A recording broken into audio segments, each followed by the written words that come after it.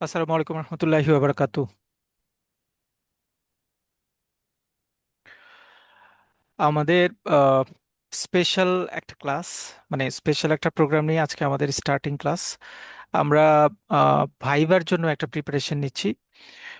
Viva means হচ্ছে আমাদের যতগুলি ডিভিশন নিয়ে আমরা কাজ করছি: general banking, cash, foreign trade, তারপরে ইনভেস্টমেন্ট, হেড অফিসে কনসার্ন বিভিন্ন ডিপার্টমেন্ট, সকল ডিপার্টমেন্টের বিভিন্ন কারণে ইন্টারনাল প্রমোশনের রিলেটেড ইস্যুস অথবা এক্সটার্নাল ব্যাংক সুইচ বা অন্যান্য ইস্যুসগুলির কারণে প্রতিনিয়ত আমাদের ভাইভা রিলেটেড ইস্যুসটা জড়িত থাকে। এবং ভাইভাতে আমরা জানি যে আপডেট থাকাটা খুব জরুরি, এবং আপডেটেড ইনফরমেশনসগুলি মাথায় রেখে পরীক্ষা দেওয়া বা ভাইভা ফেস করাটা টেকনিক্যালি খুব ইম্পর্ট্যান্ট।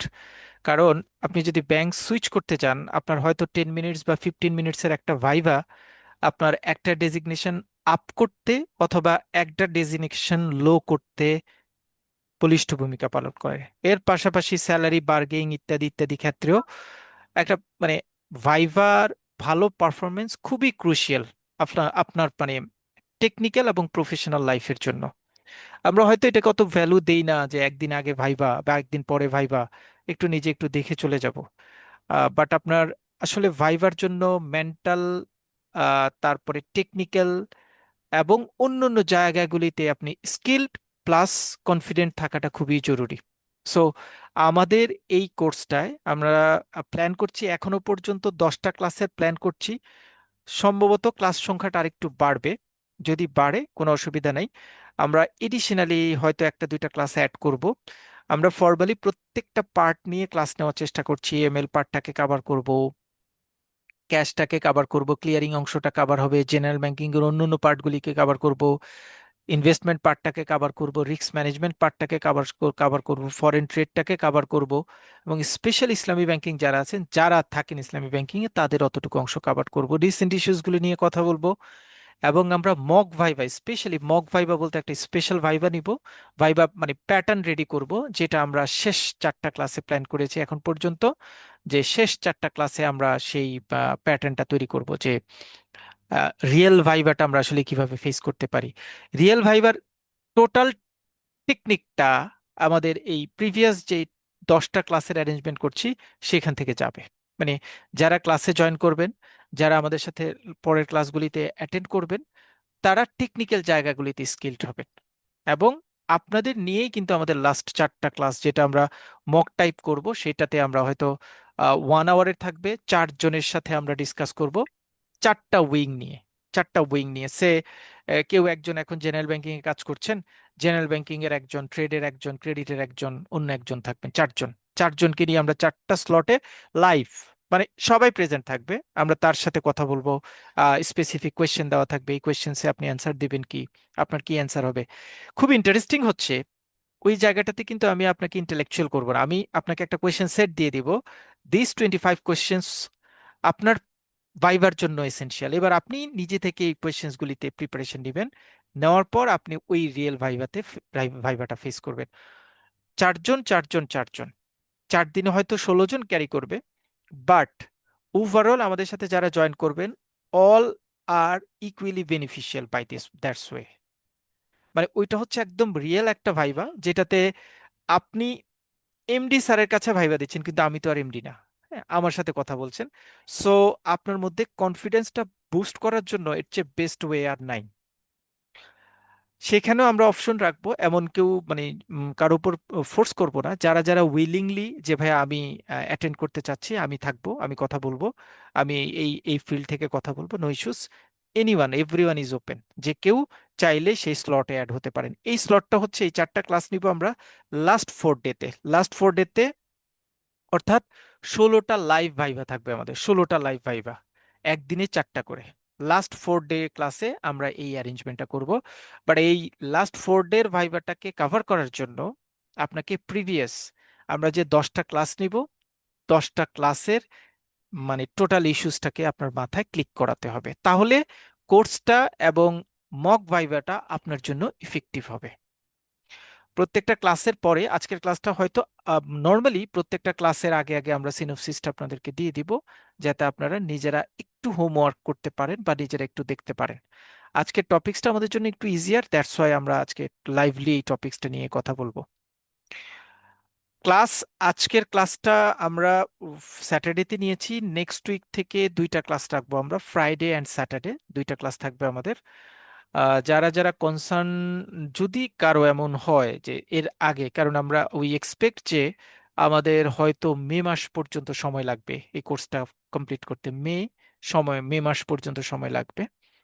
সো যদি কারো এসেনশিয়ালি এর মধ্যে ভাইবার ইস্যু চলে আসে, পার্সোনালি আমার সাথে কথা বললে I will take care of you. Otherwise কোর্সে আমরা যেটা নিয়ে কাজ করছি সেটাতেই আপনাদের জন্য এটা এটা ফেভারেবল হবে। কোর্স রিডিং ম্যাটেরিয়ালস, রেকর্ডিং যথাযথ নিয়মে আপনারা যে পেইড গ্রুপে রয়েছেন সেই পেইড গ্রুপে আমরা প্রোভাইড করব উইদিন শর্ট টাইম, মানে নর্মালি একদিনের মধ্যে প্রোভাইড করে ফেলবো, বা একদিন বা ক্লাস শেষ হওয়ার 1-2 ঘন্টার মধ্যেই। আপনারা রিভিউটা শুনলে আপনাদের জন্য ক্লাসটা খুব মানে কোর্সটা খুব ইফেক্টিভ হবে। কোর্সটা ইফেক্টিভ হওয়াটা খুব জরুরি, কারণ হচ্ছে আপনি টোটাল ব্যাংকিং এ একদম একদম মানে কন্টেম্পোরারি ইস্যুস থেকে শুরু করে সকল ইস্যুসতে আপডেট হওয়ার একদম রিয়েল স্কোপ হচ্ছে এই কোর্সটা। সো যারা আছেন চেষ্টা করবেন লাইভে জয়েন করতে, মানে রেকর্ডিং ক্লাসের উপর ডিপেন্ড না করে লাইভে জয়েন করতে চেষ্টা করবেন। বাট কারো যদি আহ, বিশেষ কোনো কারণে কোনো লাইভ ক্লাস করতে না পারেন, রেকর্ডিং এর মাধ্যমে আপনি মেকআপ করে নেবেন। এবং ওই মেকআপ প্রসেসটা যাতে ডিলে না হয়, সবাইকে একটু রিকোয়েস্ট করি মেকআপ প্রসেসটা যাতে ডিলে না হয় সেদিকে সবাই একটু খেয়াল রাখবেন। মোটামুটি আমাদের কোর্স প্ল্যান হচ্ছে এরকম। আমরা শুরুর সেশনটা, এটাকে আই ব্রেকিং সেশন বলছি, বাট এটা আসলে আই ব্রেকিং সেশন ঠিক না। আমাদের আসলে ভাইভা বোর্ডে গেলে আমরা আসলে কি কথা বলি, কি ইস্যুজ হয় সেটা নিয়ে আমরা একটু আলোচনা করব নিয়ার অ্যাবাউট 15 মিনিটস। আমি, আপনারা আমাদের গ্রুপে যারা এখন জয়েন করেছেন, সঙ্গত কারণে আমরা হয়তো সবার পার্সোনাল পরিচয় নিতে পারছি না। সবচেয়ে ভালো হতো সবাই যদি সবার সাথে একটু পরিচিত হতে পারতাম, সবার মানে ইন্ট্রোডাকশনটা যদি আমরা নিতে পারতাম। কিন্তু আমরা ইন্ট্রোডাকশনটা আসলে নিয়ে টাইম বারটাকে লম্বা করতে চাচ্ছি না। কিন্তু ফ্যাক্ট হচ্ছে আপনারা জানেন যে আমরা, আপনারা যারা যেই পেইড গ্রুপে আছেন ডেফিনেটলি সেখানে সবাই সবার সাথে পরিচিত হওয়ার স্কোপ থাকছে। ইন এডিশন টু দ্যাট, আমাদের একটা প্রফেশনাল কমিউনিটি একটা গ্রুপ আছে, সেই গ্রুপে কিন্তু আমাদের অনেক মেম্বার আছেন বিভিন্ন আমাদের, কারণ আমরা নট অনলি ভাইভা কোর্স, আমরা সিডিসিএস কোর্স নিয়ে কাজ করি, ব্যাংকিং প্রফেশনাল এক্সামিনেশন কোর্স নিয়ে কাজ করি, ব্যাংক প্রমোশন রিটেন কোর্স নিয়ে কাজ করি। বিভিন্ন কোর্সে যতজন পার্টিসিপেন্ট বা বিভিন্ন অ্যাঙ্গেলে যারা জড়িত আছেন সকলকে নিয়ে প্রফেশনাল কমিউনিটি নামক আমাদের একটা গ্রুপ আছে। সেখানে প্রতিনিয়ত আমাদের সকল ইনফরমেশন আমরা আপডেট করি। সো ওই গ্রুপের মাধ্যমে আমরা আসলে একজন আরেকজনের মাধ্যমে পরিচিত হতে পারি। So we have to scope. একটা হচ্ছে প্রফেশনাল কমিউনিটিতে অ্যাড হলে আমরা সেখানে আসলে সবার সাথে পরিচিত হতে পারি। আর সেকেন্ড হচ্ছে আমাদের যে পার্সোনাল পেইড গ্রুপটা আমরা ক্রিয়েট করেছি সেখানেও আমরা সবাই পরিচিত হতে পারি। যদি কারো কোনো রকম প্রবলেম না থাকে, আমি সবাইকে এপ্রিসিয়েট করব যে আজকে আমাদের ক্লাস শেষ হওয়ার পরে যারা পেইড গ্রুপে রয়েছেন আপনারা, কারণ সবার তো আমরা নর্মালি সেল ফোন নাম্বারটা অটোমেটেড ওখানে জয়েন করানো আছে, আপনি আপনার নাম্বার থেকে আপনার নাম এবং আপনি কোন ব্যাংকে আছেন, আহ, আপনি কোন ডেস্কে কাজ করেন, তিনটা জিনিস, আপনি কোন নাম কি, আপনার কোন ব্যাংকে কাজ করেন, ব্যাংক নাম, এবং আপনার জব কোন ডেস্কে কাজ করেন, জেনারেল ব্যাংকিং হলে জেনারেল ব্যাংকিং, ফরেন ট্রেড হলে ফরেন ট্রেড, ইনভেস্টমেন্ট হলে ইনভেস্টমেন্ট, অথবা অন্য কোনো ডিভিশন হলে অন্য কোনো ডিভিশন। এডিশনাল কোনো ইনফরমেশন শো করার দরকার নেই, আপনার নাম, যেই ব্যাংকে কাজ করছেন সেই ব্যাংক এবং যেই ডিভিশনে কাজ করছেন, তাহলে হবে। তাহলে যেটা হবে সেটা হচ্ছে গ্রুপে যদি অন্য কেউ ওই ডিভিশনে কাজ করে, he will try to communicate with you, এবং এটা দুইজনের মধ্যে একটা ব্যাংকিং রিলেশনশিপ, কপারেশনশিপটা ক্রিয়েট করে ফেলবে। But it is not mandatory. কেউ যদি মনে করেন যে না ভাইয়া আমি ইনফরমেশন শেয়ার করতে চাচ্ছি না, but it is not required for all as a mandatory topics. So যদি আপনারা শেয়ার করতে চান, ইউ মে প্রসিড, বিকজ এটা আপনাদের জন্য মানে ইনিশিয়াল আপনাদের ওই গ্রুপ মেসেজটাই আপনাদের জন্য আইস ব্রেকিং সেশন হবে। সো ফর্মালি আমাদের আইস ব্রেকিং সেশন মানে হচ্ছে আমাদের সাথে আপনাদের পরিচয় না, আপনি যখন একটা ভাইবা বোর্ডে যাবেন সেই জায়গাটায় আপনি স্বাভাবিক অবস্থায় কিভাবে যাবেন বা আপনার আসলে সিচুয়েশনটা কি হবে সেইটা নিয়ে আমরা কথা বলবো। এটা হচ্ছে আমাদের ভাইভা টেক কেয়ারের আইস ব্রেকিং সেশন, মানে আমার সাথে আপনার না, আপনাদের সাথে আপনাদের না, কারণ আমার সাথে আপনার তো অলরেডি হয়েছে। আপনাদের সাথে আইস ব্রেকিং সেশনটার কথা আমি অলরেডি গ্রুপে শেয়ার করেছি যে আপনার গ্রুপে সেটা করতে পারবেন। বাট আমাদের ফর্মাল আইস ব্রেকিং সেশন হচ্ছে আপনি কোনো একটা ব্যাংকে ভাইভা দিচ্ছেন, ভাইভা দিতে যাওয়ার ক্ষেত্রে আপনার ভাইভা বোর্ডে ঢোকা, ঢোকার আগের সময়, ঢোকার পরের সময় আপনি কিভাবে ফেস করবেন, সিচুয়েশনটাকে কিভাবে হ্যান্ডেল করবেন, apart from questions, formal questions ছাড়া ইনফর্মাল কোয়েশ্চেন্সে কিভাবে হ্যান্ডেল করবেন, সেই টেকনিক্সগুলি নিয়ে আমরা যে সেশনটা তৈরি করেছি সেইটার নাম হচ্ছে আইস ব্রেকিং সেশন। সো আমরা এখন স্টার্ট করব ice breaking session. Ice breaking সেশনের প্রথমে, মানে আপনি তো মোটামুটি সুটেড বুটেড হয়ে আপনি ফর্মালি গিয়েছেন আপনার ভাইবা বোর্ডে, ইউ আর ইন কিউ, সিরিয়ালে আছেন, একটু পরে কলিং বেলটা চাপ পড়বে, কলিং বেল চাপ পড়লে আপনি রুমে যাবেন। এর আগেরটুকু প্রিপারেশন তো আমরা ক্লাস ওয়াইজ নিব। কলিং বেলের চাপ পড়লে আপনি এন্ট্রি নেবেন এমডি স্যারের রুমে বা ভাইভা বোর্ডে আপনি এন্ট্রি নেবেন। সো ভাইভা বোর্ডে এন্ট্রি নেওয়ার ক্ষেত্রে নর্মালি যখন ডেফিনেটলি সেখানে একজন মানে সাব স্টাফ থাকে অথবা একজন রিপ্রেজেন্টেটিভ থাকে যার হাতে ফাইলে সিরিয়াল নাম আছে, ম্যাডাম আপনি আসেন বা স্যার আপনি আসেন, এই টাইপের কলিংটা যিনি করেন। কলের পরে দরজা দিয়ে আপনি যখন ভিতরে ঢুকতে চাইবেন, খেয়াল করতে হবে দুইটা জিনিস। দুই রকম বোর্ড অ্যাটিটিউড আসে। একটা বোর্ড অ্যাটিটিউড আসে বোর্ড থেকেই কেউ একজন বলবে যখন আপনি দরজাটা একটু পুশ করবেন, ধরেন আপনার ফেস তিনি দেখবে অথবা আপনার চেহারা উনি দেখবে, তখন বলবে যে আসেন আসেন আসেন, আপনি দেখবেন, অথবা প্লিজ কাম। দরজার সামনে গিয়ে মে আই কাম স্যার বলার আগে যদি আপনি ওই অ্যান্সারটা, ওই কোয়েশ্চেন, ওই মানে প্রসিডটা পান, please come, may I come sir আর বলার দরকার নাই। আমি আপনাকে রুল অফ থাম বললাম যে মে আই কাম স্যার বলবেন, এটা এটা it is the gentle courtesy from for exercising any viva board. কিন্তু আপনি ভাইভা বোর্ডে ঢুকার সময় সময় আপনি তো প্ল্যান করে রাখছেন যে মে আই কাম স্যার বলবো অথবা স্যার আসতে পারি কিনা বলবো, দুইটার একটা আপনি বলবেন, কিন্তু আপনি দরজাটা পুশ করার সাথে সাথেই আপনাকে বললো যে জি জি আসেন আসেন আসেন ম্যাডাম আসেন, অথবা রফিক সাহেব আসেন, অথবা আপনি আসেন আসেন। যখনই আপনাকে আসেন করে বলবে তখন মে আই কাম স্যারটা আপনার জন্য উইথড্র হয়ে যাবে, আপনি আর সেটা বলার দরকার নাই। যদি আপনি বলেন তখন, তখন এটাকে বলা হয় কমিউনিকেশনাল মিসম্যাচ হবে। স্টার্টিং এ কমিউনিকেশনাল মিসম্যাচ করা যাবে না, কারণ আপনাকে লম্বা পথ পার হতে হবে। সো এই জায়গাটাতে সবাই একটু খেয়াল রাখবেন, কারণ দুই রকম পজিশনে ফেস করবেন। আবার কিছু জেন্টেল বোর্ড আছে, তারা চিন্তা করে, দুই রকমই বোর্ডে আছে, কেউ কিছু জেন্টেল বোর্ড আছে তারা চিন্তা করে যে আপনি রুমে এক্সেস নেওয়া থেকে শুরু করে আপনাকে তারা মনিটর করবে। এই মনিটরটা নর্মালি হয় যখন আপনি ব্যাংক সুইচ করতে যান, এই মনিটরিংটা তখন বেশি হয়। আর যখন ব্যাংকে আপনি ইন্টারনাল প্রমোশন রিলেটেড ভাইভা দিতে যান তখন সাধারণত, কারণ আপনি তো আপনার ওই প্রতিষ্ঠানের এমপ্লয়ি, আপনার সাথে মানে এমডি ডিএমডি স্যার অথবা head of trade, head of credit, অথবা যে ডিভিশনাল মানে রিজিয়নাল হেড, সবার সাথে একটা ইন্টিমেসি অটোমেটেড থাকে, নাম জানা থাকে, পরিচিত থাকে, তখন অটোমেটিকই বলে যে আপনি চলে আসেন। যদি এরকম আপনি চলে আসেন কথাটা হয়, তখন মে আই কাম স্যার বলার দরকার নেই, স্যার আসতে পারি বলার দরকার নেই, আপনি চলে যাবেন। চলে যাওয়ার পরেও এখানে একটা জিনিস আছে, যাওয়ার পরে আপনার জন্য ডেফিনেটলি একটা ডেজিগনেটেড চেয়ার অ্যালোকেটেড করা আছে। আপনি চেয়ারে বসার আগে একটা পারমিশনের ইস্যু থাকবে। এখানেও দুইটা অপশন, বলবে যে বসেন প্লিজ। যদি বসেন প্লিজ বলে তাহলে আপনি শুধুমাত্র থ্যাংক ইউ দিয়ে শেষ, আর কোনো কথা বলার দরকার নাই, সিটের পাশে দাঁড়িয়ে থাকারও দরকার নাই।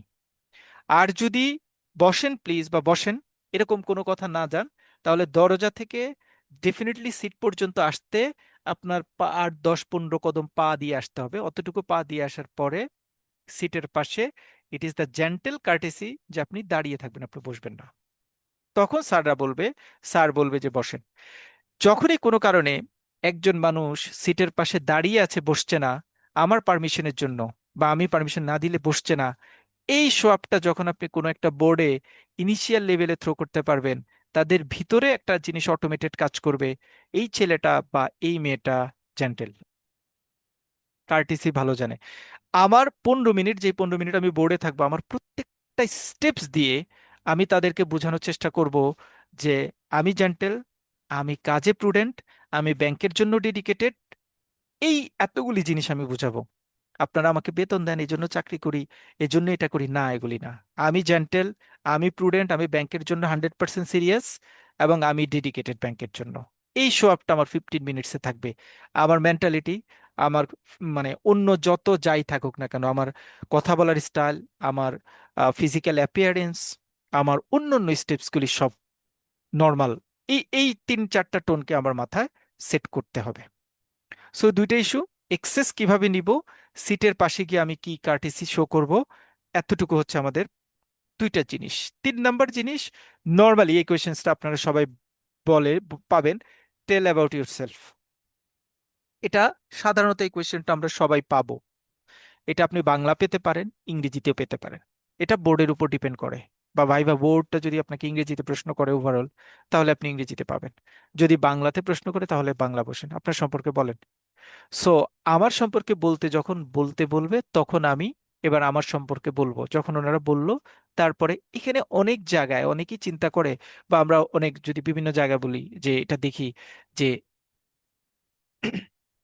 অ্যান্সিলারি কোনো ইনফরমেশন, এডিশনারি কোনো পুশ আপ আমি কিন্তু করার দরকার নাই, যে thank you for giving me the opportunity to say something about myself দিয়ে শুরু করব।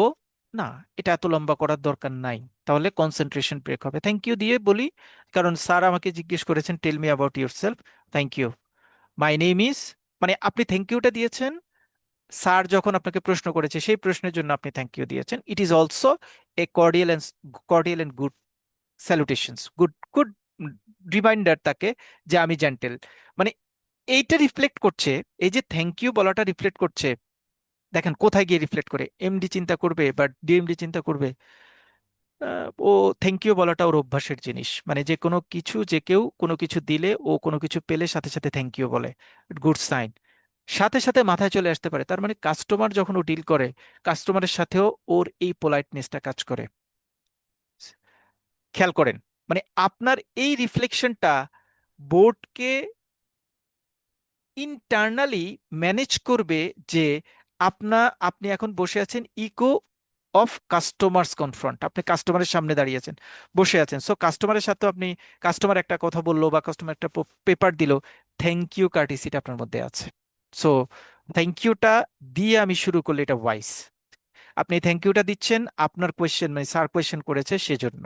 ওকে, থ্যাংক ইউ। এবার আমি শুরু করছি আমার মানে ডেসক্রিপশন বা আমার সেলুটেশনস বা আমাকে যে আমার সম্পর্কে জানতে চেয়েছে সেটা নিয়ে আমি শুরু করছি। মাই name is Sumaiya Sharmin and I am from Chittagong. দুইটা জিনিস কভার করলাম, আমার নাম এবং আমি চিটাগং থেকে আসছি, মানে আমার home district Chittagong. I have completed both my bachelor's and master's degree in English from university of Chittagong. আমার পড়াশোনার ট্র্যাকটা বললাম। আই জয়েন্ট, আমার প্রত্যেকটা জায়গায় আমি দেখেন হাইলাইট করে দিয়েছি, মানে আমি আসলে বোর্ডকে বিভিন্ন ইনফরমেশন দিচ্ছি এই হাইলাইটিং পয়েন্টগুলি দিয়ে। আমি মানে আমার মতো করে একটা স্যালুটেশন বললাম বা মানে আমার সম্পর্কে বললাম। এটা যদি সেখান থেকে তারা ইনফরমেশন গ্রেপ না করতে পারে, তাহলে কিন্তু আপনার ওই টেল অ্যাবাউট ইউর সেলফের কিন্তু খুব বেশি ভ্যালু অ্যাড করবে না। আমি চিটাগং থেকে আসছি, আমি কিন্তু এইটা ওখানে বলে দিচ্ছি। So I joint national bank in 2024, 24, 20, 12, 20, 2014 as a management trainee officer, assistant officer, whatever it is, no issues। মানে অনেক সময় এটা বলে যে আমি কি হিসেবে জয়েন করেছি, এই কথাটা না বলি, এটা বলার দরকার আছে। নো, আপনার প্রোফাইলটা কিন্তু স্যারদের হাতে আগে আছে। এবং আপনারা জানেন কিনা জানি না, ভাইবা বোর্ডের কার্টেসিটা হচ্ছে এরকম, যিনি একজন ভাইবা দিয়ে যাবেন, খেয়াল করে দেখবেন আপনারা, যিনি ভাইবা দিয়ে যান সাথে সাথেই, ভাইবা বের হওয়ার সাথে সাথে কিন্তু পরের জনকে কখনো ডাকে না। 30 সেকেন্ড, 40 সেকেন্ড, 1 মিনিট টাইম নেয়। এই টাইম নেয়, তারা হচ্ছে পরের ফাইলটা চেক করে আর আগের ফাইলটা কনক্লুশনটা নেই, এই দুইটা কাজ করে। সো পরের ফাইল হিসেবে আপনার ফাইলটা তারা কিন্তু জানে যে আপনি অ্যাসিস্ট্যান্ট অফিসার হিসেবে জয়েন করেছেন। সো নো ইস্যুস, আপনি কি হিসেবে জয়েন করেছেন, কোন সালে জয়েন করেছেন, and now I have around 12 years of experience in banking sector with this respected organization। অন্য কোনো অর্গানাইজেশন আমি বলতে পারবেন যে আমি 2014 সালে জয়েন করেছি, এখন পর্যন্ত আমি 12 বছর আমার এই অর্গানাইজেশনে মানে আমার বিলাভড অর্গানাইজেশন, রেসপেক্টেড অর্গানাইজেশন না বলে বিলাভড বলতে পারেন, আমি আমার এই বিলাভড অর্গানাইজেশনের সাথে আছি। রেসপেক্টেড অর্গানাইজেশন মানে হচ্ছে আপনি আপনার অর্গানাইজেশনের ভ্যালুটাকে আপহোল্ড করলেন, বোর্ডের সামনে আপহোল্ড করলেন। You are respected your organisation. Okay, তাহলে আমি কি হিসেবে জয়েন করেছি, আমার ওয়ার্ক এক্সপিরিয়েন্সটা কতদিনের সেটা কভার করলাম। In addition to my regular responsibility, আমি যে 12 বছর কাজ করেছি, I am highly interested in continuous learning as banking is a dynamic field that requires constant development. এবার আমি অন্যদিকে পুশ করছি যে আমার ব্যাংকিংটা জানা দরকার, এখানে লেখাপড়ার অনেক দরকার। ডাইনামিক হতে হলে, মানে ডাইনামিক ব্যাংকার হতে লেখাপড়া জানা দরকার, এবং এই জায়গাটাতে আমি concern. To enhance my professional skills I have completed JAIBB, AIBB, অন্যান্য সার্টিফিকেটে যত কথা আছে এই কথাগুলি আপনি এখানে বলে দিবেন, তবে শর্টকাটে। যদি যেমন আমি এখানে বলতে গেলে তো আমার অনেক কথা বলতে হবে, জেআইবিবি, এআইবিবি, সিডিসিএস, ক্যাম, সিএসডিজি, তারপরে হচ্ছে সিএস ডাবল এ, তারপরে হচ্ছে এলএলবি, এমবিএম, এতগুলি কথা বলে আসতে হবে। সো এগুলি আমি বলবো, বাট উইদিন শর্ট। জেআইবিবি, ভাইয়া এআইবিবি, সিডিসিএস, ইত্যাদি ইত্যাদি ইত্যাদি, সিডিসিএস ফ্রম এটা, সিএসডিজি ফ্রম ভাইয়া এটা, বা এটা ভাইয়া এটা রায়হান, এটা, এই জায়গাগুলি থেকে ওই জায়গাগুলিতে নেওয়ার দরকার নাই। আপনি জাস্ট কোন কোন জায়গায় কাজ করেছেন, মানে আপনার ডেজিগনেটেড ওয়াইজ আপনার কোন কোন ডেজিগনেশন বা কোন কোন ওয়ার্ক, মানে এডিশনাল এক্সিলেন্সি আছে, সেই এক্সিলেন্সগুলি আপনি জাস্ট কভার করবেন। And I am also working towards further professional qualifications. এটা হচ্ছে তাদেরকে একটা টোন দিয়েছেন যে আমি তো এতগুলি সার্টিফিকেশন আমার আছে, ধরেন আপনার কোনো সার্টিফিকেশন নাই, অর আপনি শুধু জেআইবিবি কাজ করছেন, জেআইবিবি কমপ্লিট করেছেন, ও ওকে, নো ইস্যুস। অথবা আপনি জেআইবিবি কমপ্লিটই করেন নাই, আপনি জেআইবিবি কমপ্লিটই করেন নাই, এই যে two enhance my professional skills I have completed, এতটুকু দেওয়ার দরকার নাই। Two enhance my professional skills I am working towards further professional qualifications, আমি প্রফেশনাল কোয়ালিফিকেশন অ্যাচিভ করার জন্য চেষ্টা করছি, মানে আমি পড়াশোনার মধ্যে আছি, এই কথাটা বোঝাতে হবে অ্যাট এনি হাউ। এখন আপনি কিভাবে বুঝাবেন সেটা আপনার কার্টেসি, বাট এটা বুঝাতে হবে। ওকে, ডিউরিং মাই ক্যারিয়ার, এবার আমি আসলে ডেস্ক জব কি করি, কারণ খুব ইম্পর্টেন্ট, এটা একটু মাথায় রাখতে হবে। আমি বলেছি কি হিসাবে জয়েন করেছি, আমার পড়াশোনা বিভিন্ন গল্প টল্প দিয়ে আমার কোয়ালিফিকেশনটা জাজমেন্ট করেছি। এখন আমি আসলে তাদেরকে আমার ডেজিগনেশনে বা আমার ওয়ার্ক প্লেসে নিয়ে আসবো, যাতে এই জায়গাতে তারা কোয়েশ্চেন ছুড়ে অন্য কোনো দিকে মুভমেন্ট না করে। During my career I have assigned to several important roles, including cash in charge, general banking in charge, and investment in charge. যদি আপনি অন্যান্য জায়গায় কাজ করে থাকেন, please mention that, it will add additional layer for you. দিন শেষে কোয়েশ্চেনটা আপনার কারেন্ট ডেস্কের উপরই করবে, কিন্তু আপনি যদি অন্য কোনো ডেস্কে কাজ করে থাকেন সেটা ওখানে শো আপ করেন, এইটা শো আপ করলে তারা বুঝবে যে উনি এক্সপিরিয়েন্স ব্যাংকার, ওনার এই এই সাইটগুলিতে আপনার তখন ভ্যালু অ্যাডে সুবিধা হবে। সো আমি যেমন লিখছি যে during my career I have assign to several important roles including cash in charge, এটা আমি কয়েকটা জিনিস লিখলাম, আপনিও আপনার যে যে রোলে প্লে করেছেন সেটা। And I have successfully perform all this responsibility.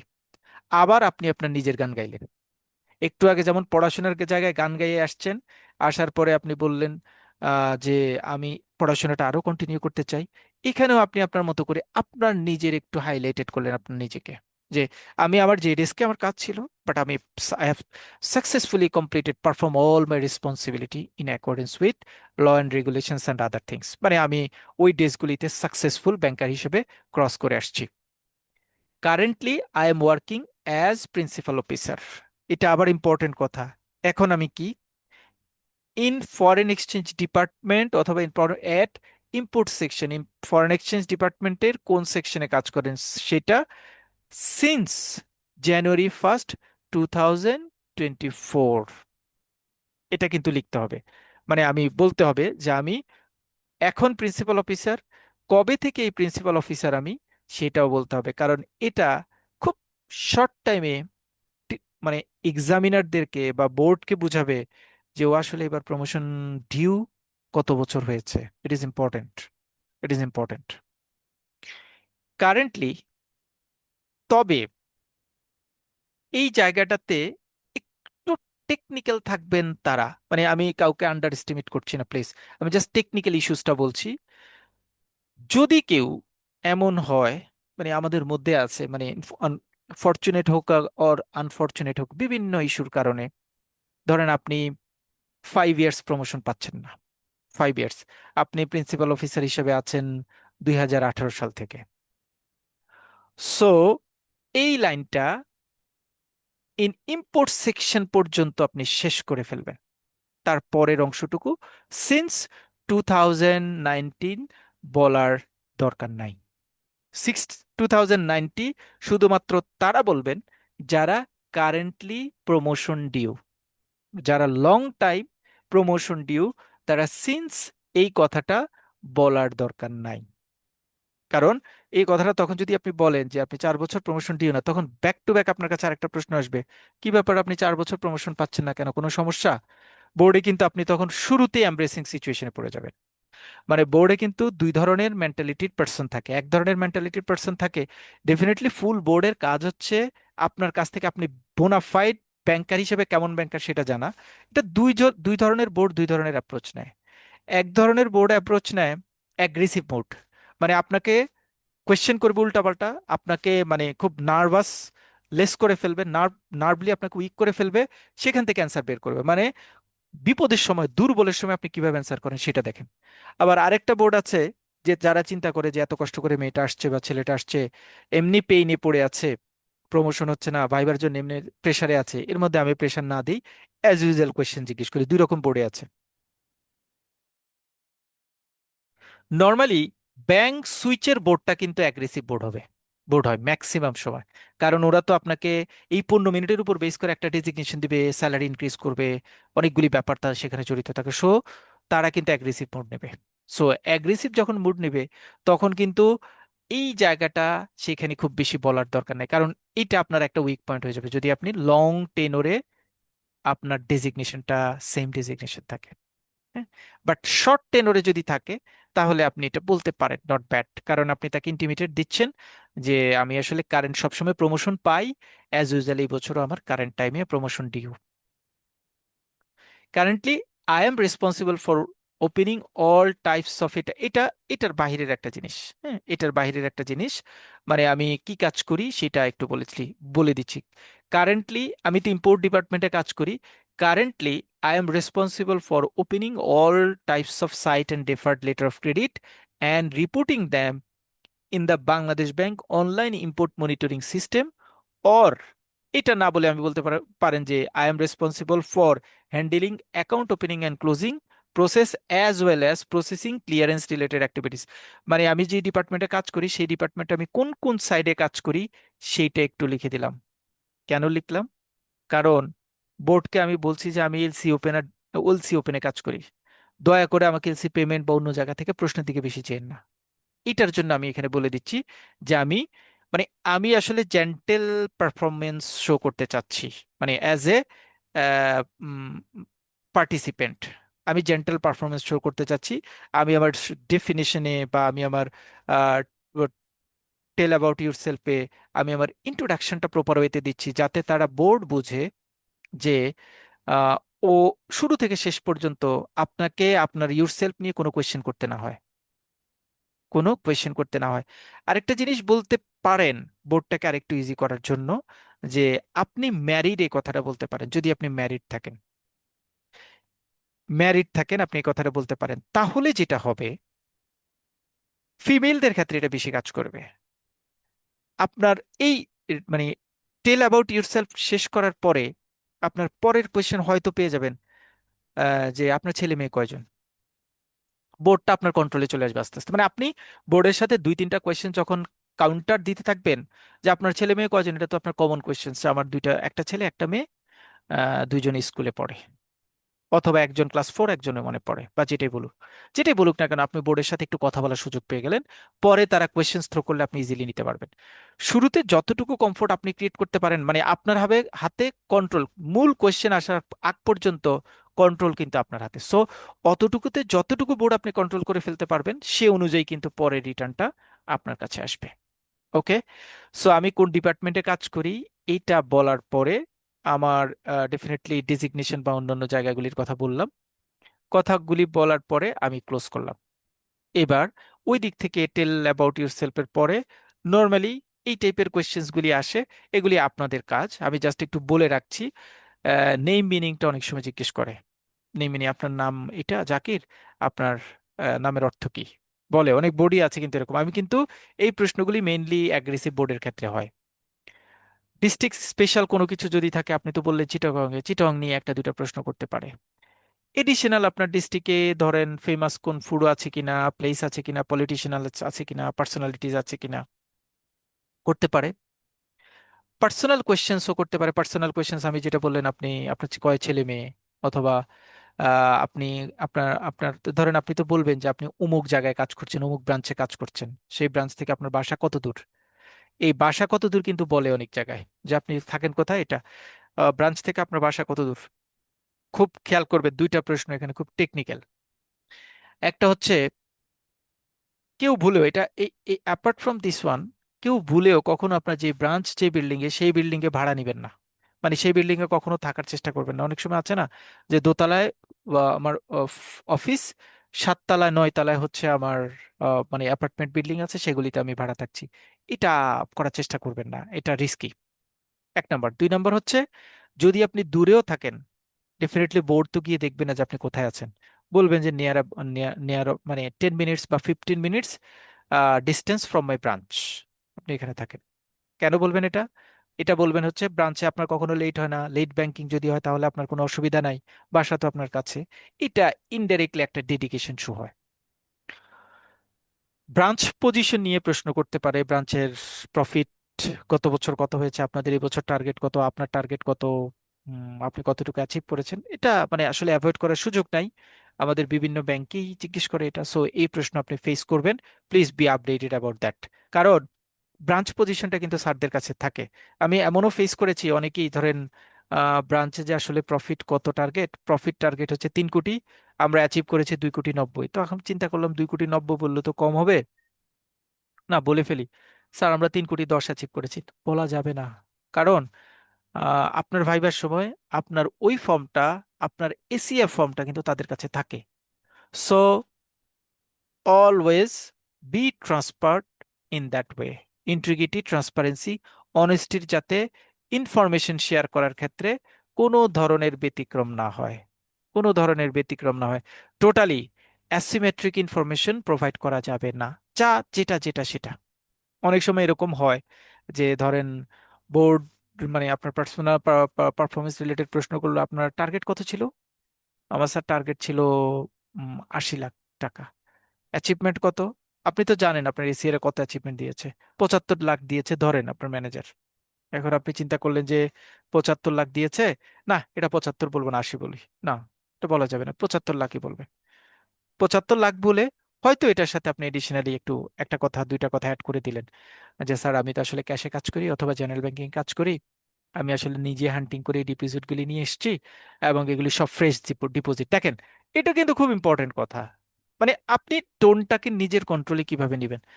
আপনি বলছেন, স্যার বলছে আপনাকে যে আপনার ডিপোজিট টার্গেট কত, 80 লাখ, আপনি নিয়ে আসছেন কত, আপনি তো জানেন যে এসিআর আপনার কত দেওয়া আছে। ধরেন আনফরচুনেটলি ব্রাঞ্চ পজিশন সবকিছু মিলিয়ে আপনার 100% অ্যাচিভমেন্টটা দেখানো হলো না, আপনার দেখানো হলো সে 70 লাখ আপনি ডিপোজিট নিয়ে আসছেন। সো এখন কথা হচ্ছে যে আপনি 80 লাখ, আপনি কত নিয়ে আসছেন, স্যার 70 লাখ নিয়ে আসছি। কিন্তু স্যার এই 70 লাখ আমি আসলে নিজেই হান্টিং করে নিয়ে আসছি, এই 70 লাখ স্যার পুরোটাই ফ্রেশ ডিপোজিট, এমন না যে একটা ডিপোজিট রিভলভিং হয়ে হয়েছে। আর স্যার আমি যে ডিপার্টমেন্টে কাজ করি সেই ডিপার্টমেন্ট থেকে জব অ্যাক্টিভিটিসের বাইরে মার্কেটিং করাটা অনেক টাফ হয়ে যায়, তারপরেও কাস্টমারদেরকে ম্যানেজ করে শুধুমাত্র আমি আমার পারফরমেন্স এবং বিহেভিয়ার দিয়েই কাস্টমারদেরকে কনভিন্স করে এই ডিপোজিটটা অ্যাচিভ করেছি। কতগুলি জায়গায় আপনি, দো দ্য অ্যান্সার ইজ নেগেটিভ, কোন অ্যাঙ্গেলে নেগেটিভ, যে 80 লাখের জায়গায় আপনি ফিল আপ করেছেন 70 লাখ, অ্যান্সার ইজ নেগেটিভ।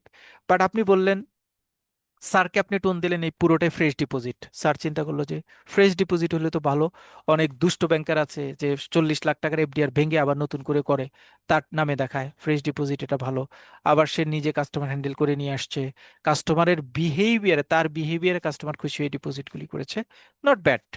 এটা নিয়ে ফার্দার আর আপনার কোয়েশ্চেন হবে না। সো ব্রাঞ্চ পারফরমেন্স এবং আপনার পারফরমেন্সের ব্যাপারে সব সময় পজিটিভ অ্যাটিটিউড শো করবেন। কেউ বলতে পারেন ভাইয়া এখানে কি ইন্টিগ্রিটি কোনো জনিত কোনো সমস্যা আছে? না, ইন্টিগ্রিটি মিন্স হচ্ছে পুরোটাই তো ভাইয়া ফ্রেশ ডিপোজিট ছিল না, একটা দুইটা তো রিভলভিং এ ছিল, নো ইস্যুস। কাস্টমার কনভিন্স এটা বলবো যে জেনারেল ব্যাংকিং এ অ্যাকাউন্ট ওপেন করতে আসছে, চিনি না জানি না, তারে দিয়ে এফডিআর করে ফেলছি, সেটাই তো আমার নামে দেখিয়েছি, নো ইস্যুস। মানে এই টাইপের ডিসপিউট সিচুয়েশনটা খুব বেশি বড় না ওই জায়গাটার জন্য। আপনার কনফিডেন্সটা ডেফিনেটলি ওই জায়গাটায় বেশি শো আপ হবে। আলটিমেটলি ফান্ডটা তো ব্যাংকে ঢুকেছে, সেটা যেভাবেই হোক। রিসেন্ট ইস্যু নিয়ে প্রশ্ন হতে পারে, অনেক সময় হয়, কারণ বোর্ডে যারা থাকেন তারা সকালবেলা বের হলে পত্রিকা থাকে গাড়িতে, পত্রিকা দেখে দেখে বের হন।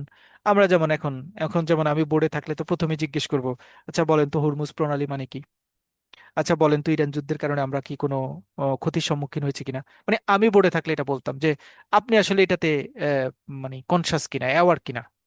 হ্যাঁ। সো এই টাইপের একদম ক্রুশিয়াল যদি কোনো কন্টেম্পোরারি ইস্যুস থাকে, that will important for you, এটা একটু জেনে যেতে হবে। তবে অনেক পুরনো না, মানে ওই দিন, তার আগের দিন, অথবা 2-3 দিনের মধ্যকার কন্টেম্পোরারি যদি কোনো ইস্যুস থাকে, তাহলে সেই ইস্যুসটা নিয়ে হয়তো একটা দুইটা প্রশ্ন উম, করতে পারেন। হঠাৎ করে ধরে পরে জিজ্ঞেস করলো, এই যে জুলাই সনদ যেটা, এটা আপনি কি সাপোর্ট করেন, এটা কি? বলতে পারে কিন্তু, কারণ আপনার বোর্ডে যারা আছে 6 জন, 6 জন কিন্তু 6 জন মেন্টালিটির। সুতরাং সবাই তো আপনাকে থ্রো করবে শুরুর দিকে, এখনো কিন্তু আপনার প্রশ্নে যায় নাই, মানে আপনার ডেস্ক প্রশ্নে যায় নাই। সুতরাং আপনাকে গায়েল করার স্কোপ হচ্ছে এটা। আপনি শুরু থেকে টেল অ্যাবাউট ইউরসেলফ দিয়ে আপনি আপনাকে প্রেজেন্টেশন করেছেন, এই সময়টুকুর প্রশ্ন দিয়ে তারা আপনাকে মেন্টালি হ্যারাসমেন্ট করার চেষ্টা করবে, মেন্টালি আপনাকে উইক করার চেষ্টা করবে। ওকে। 10 নম্বর প্রশ্ন হচ্ছে, why do we select you as promoted candidate, মানে আপনাকে, আপনি যে আসছেন, আপনাকে কেন আমি প্রমোশন দিব বলেন, মানে আপনার পক্ষে জাস্টিফিকেশন দাঁড় করান, কেন আমরা আপনাকে প্রমোশন দিব। ডেফিনেটলি খুব ইম্পর্টেন্ট কোয়েশ্চেন্স, এবং আমরা এটা ফেস করি। এই ফেস কোয়েশ্চেন্সটা সাধারণত দুইটা পার্টি হয়, অ্যাগ্রেসিভ বোর্ড যেটা এক ব্যাংক থেকে আরেক ব্যাংকে যাবেন সেখানেও হয়, আবার নর্মাল যেখানে আছে, নর্মাল অ্যাক্টিভিটিস যেখানে আছে সেখানেও হয়।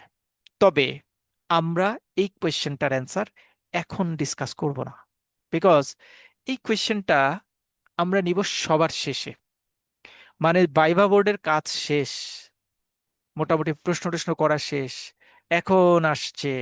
আপনাকে জিজ্ঞেস করলে যদি অন্য ব্যাংকে সুইচ করেন, বলেন আপনার কি চাই। স্যার আমি এখন প্রিন্সিপাল অফিসার, আমি সিনিয়র প্রিন্সিপাল অফিসার চাই। কেন আপনার সিনিয়র প্রিন্সিপাল অফিসার দিব বলেন। সো কোয়েশ্চেনটা ওখানে থ্রো হবে, শুরুতে কিন্তু কোয়েশ্চেনটা থ্রো হয় না। আমরা একটা প্ল্যাটফর্ম দাঁড় করিয়েছি যে এখানে 10 ধরনের কোয়েশ্চেন হয়, so you have to prepare by this way, মানে এই 10টা কোয়েশ্চেন আপনি প্রিপারেশন নেবেন। 10 নম্বর কোয়েশ্চেনের টেকনিক্যাল প্রিপারেশনটা আমরা আরো শেষে আলোচনা করব, মানে মানে most probably it will in last class আমরা আলোচনা করব ডিটেইল একটা কেস, অথবা আপনাদের ততদিনে মোটামুটি একটু নলেজ হয়ে যাবে, সবকিছু মিলিয়ে আমরা আলোচনা করব। 2-3টা অ্যাঙ্গেলে আলোচনা করব। এক নম্বর হচ্ছে, আপনি ব্যাংক সুইচ করছেন, আপনার ইন্টেনশন হচ্ছে ডেজিগনেশন বাড়ানো, একটা অ্যাপ্রোচ থাকবে। আপনি ব্যাংক সুইচ করছেন, আপনার ধরেন এখানে এবিপি আছেন, 6 মাস পরে অন্য জায়গায় যাচ্ছেন, আপনি জানেন আপনাকে ওখানে এসিবিপি দিবে না, এবিপি দিবে। So you need to increase your salary, what is your trend, or what is your prospect, and what is your delivery process, আমরা সেটা নিয়ে আলোচনা করবো আরেকটা ওয়েতে। দুইটা প্রমোশন রিলেটেড ইস্যু, ইন্টারনাল, আপনাকে কেন প্রমোশন দিব, সো এখানে আপনার একটা স্কিল্ড একরকম অ্যান্সার। এই 3 রকমের কম্বিনেশন ডিসকাশনটা আমরা করব নেক্সট ক্লাসে। নেক্সট ক্লাস মিন্স হচ্ছে আমাদের ক্লাসের সবার শেষের ক্লাস যেদিন থাকবে সেদিন। সো মোটামুটি আইস ব্রেকিং সেশনটা, কারণ এই কোয়েশনটা এখন আমাদের জন্য রিলেভেন্ট না, এই কোয়েশনটা রিলেভেন্ট না, সো এই কোয়েশ্চেনটা আমরা একটু হোল্ড করলাম, আমি এই জন্য একটু বোল্ড করে রেখেছি এই কোয়েশ্চেনটা। এতটুকু হচ্ছে মোটামুটি আমার ice breaking session. Ice breaking session, okay fine. এবার আমরা চলে আসি আমাদের রেগুলার প্র্যাকটিসে। সো যদি money laundering division related questions সবাইকে করতে পারে, সবারকেই করতে পারে মানি লন্ডারিং রিলেটেড ডিভিশনস এর কোয়েশ্চেন্স। এবার আমরা মানি লন্ডারিং রিলেটেড অ্যাক্টিভিটিস গুলি নিয়ে কথা বলবো। মানি লন্ডারিং পড়ছি আজকে, কালকে বা নেক্সট দিন ক্যাশ পড়বো, তারপরে ল নিয়ে পড়বো, চ্যানেল ব্যাংকিং অন্যান্য পার্ট পড়বো, ক্রেডিটের অন্যান্য পার্ট পড়বো, ফরেন ট্রেড পার্ট পড়বো, রিস্ক ম্যানেজমেন্ট পার্ট পড়বো, ইসলামিক ব্যাংকিং পার্ট পড়বো, অনেকগুলি ইস্যুস নিয়ে আলোচনা করব। সবগুলি জিনিসের আগে মোর ইম্পর্টেন্ট কথা হচ্ছে, আপনাকে কিন্তু কোনো কথা লিখতে হচ্ছে না। ভাইবা বোর্ড কিন্তু নাই যে আপনি লিখে দেখান তো হোয়াট ইজ মানি লন্ডারিং ডেফিনেশনটা লেখেন, এটা কিন্তু নাই। সো অল আর ওরাল। সো আপনি যখন প্রিপারেশন নেবেন, এটা কিন্তু ওরাল প্রিপারেশনে যাচ্ছে। কোনো ডেফিনেশন মুখস্থ করে বলবেন, মুখস্থ করে রাখবেন, please don't do that. Requested everyone, don't do that. কোনো কনসেপ্ট, হ্যাঁ, যে ডেটাটা জানা দরকার রাখা দরকার, যেমন এখানে আছে যে ইন্ডিপেন্ডেন্ট টেস্টিং এর সময় কোন গ্রেডে কত থাকে, এখন এটা না জানলে আপনি তো বলতে পারবেন না। কিন্তু কোনো ডেফিনেশন কোনো কিছু আপনি মুখস্থ পারেন, মুখস্থটা ওখানে বলে দিবেন, এই টেন্ডেন্সিটা শো করা যাবে না। আমি বুকে বলছি, আমি কনসেপ্টটা নিব, আমার ক্লিয়ার কনসেপ্ট থাকবে, আমি সেই অনুযায়ী বলবো, either in Bangla or English, either in Bangla or English. তবে একটা সিম্পল কার্টেসি আছে এখানে, সেটা হচ্ছে যদি কোয়েশ্চেনটা ইংরেজিতে আসে, you are trying your level best to say in English. কোয়েশ্চেনটা যদি ইংলিশে আসে আর কোয়েশ্চেনটা যদি বাংলা আসে, আপনি দেখছেন বোর্ডে শুরুই হয়েছে বাংলা দিয়ে, কেমন আছেন, কি অবস্থা, আপনার সম্পর্কে বলেন, এখানে কতদিন, আপনার বাড়ি কোথায়, ম্যারিড কিনা, ইত্যাদি। তার মানে আপনি বুঝতেছেন যে viva is going in Bangla, so Bangla বলেন, কোনো সমস্যা নেই। আর যদি viva is going in English, তাহলে ইংরেজিতে বলতে হবে। কয়েকটা ব্যাংক আছে, ব্যাংক সুইচের ক্ষেত্রে কিন্তু ইংরেজি ভাইবা হয়। সো প্লিজ, মানে বি কেয়ারফুল যারা ব্যাংক সুইচ করতে চান, please try your self or preparing your self for facing English interview. ঠিক আছে? মানে এটা আমি অনেক জায়গায় দেখেছি এই প্রবলেমটা হয়, সেটা হচ্ছে যে আহ, খুব ভালো জানেন, শুধুমাত্র ভাইবা বোর্ডে গিয়ে শুনেছেন আজকে তো ইংরেজি ভাইবা নিবে, এটাই আপনার 50% কনফিডেন্স লেস করে ফেলে। Believe me. মানে আমরা তো সবাই জন্মগতভাবে ইংরেজিতে এক্সপার্ট না, এটা স্বাভাবিক। আমরা যারা আগে থেকে ব্যাংকিং করছেন অথবা যারা মানে ইংরেজিতে পড়াশোনার ওরকম স্কোপ পান নাই, তারা স্বাভাবিকভাবে একটু উইক থাকেনি। সো আপনি যখন ব্যাংক সুইচের প্ল্যান করবেন, please please be careful about your language. একটু ইংরেজিতে আপনি বলার প্র্যাকটিস করা, ইংরেজিতে বলা। কারণ আপনি পারেন প্রশ্ন, শুধুমাত্র ইংরেজিতে বলতে পারছেন না বলে অ্যান্সার দিতে পারছেন না, এটা কিন্তু আপনার নেগেটিভ পারফরমেন্স হিসেবে শো হবে। আপনি জানেন এটা কিন্তু বলার কোনো সুযোগ থাকবে না। ইভেন দো আপনার যদি বোর্ডে ইংরেজি প্রশ্ন করার পরে আপনি যদি মানে ইউ আর ভ্যাসেলেটেড হন এবং আপনি যদি কোনো কারণে বলতে বাধ্য হন, স্যার আমি কি বাংলায় বলবো, ইট ইজ মানে turning negative point for you. So এটা একটু খেয়াল রাখতে হবে। নর্মাল সচরাচর আমার যেটা এক্সপিরিয়েন্স বলে সেটা হচ্ছে যে ইন্টারনাল ব্যাংক বায়োগ্রাফগুলিতে খুব সম্ভবত ইংরেজিটা কম হয়, হায়ার ডেজিগনেশনে যদি হয় আর কি, মানে এবিবি থেকে পরের ডেজিগনেশন বা মানে এক্সিকিউটিভ ডেজিগনেশনে অনেক সময় থাকে, আদারওয়াইজ থাকে না। সো ইংরেজির উপর একটু মানে বি কেয়ারফুল এবং একটু মনোযোগী থাকতে হবে। সো আমরা মানি লন্ডারিংটা আজকে কিভাবে পড়বো দেখেন, এখানে আমরা শুধু ছোট ছোট প্রশ্ন নিয়ে আমরা কনসেপ্ট নিব, because we need concept.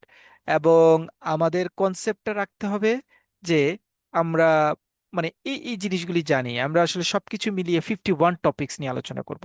51টা topics, খুব সিম্পল ওয়ে, 51টা টপিক্স। কিছু কিছু জায়গায় একটু বড় করেছি কেন, কনসেপ্ট আপনার বোঝার জন্য একটু বড় করা দরকার, সেটা বলার সময় আপনি বড় করে বলার দরকার নাই।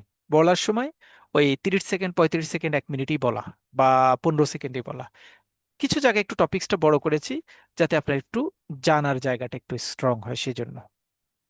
সো আমরা আসলে 51টা টপিক্স নিয়ে কথা বলার চেষ্টা করব। সো 51টা টপিক্সের স্টার্টিং প্রথম টপিক্সটা, মানি লন্ডারিংটা বলতে কি বুঝো, what is money laundering. Money laundering বলতে কি এটা তো স্বাভাবিক প্রশ্ন আসবে। মানি লন্ডারিংটা কি?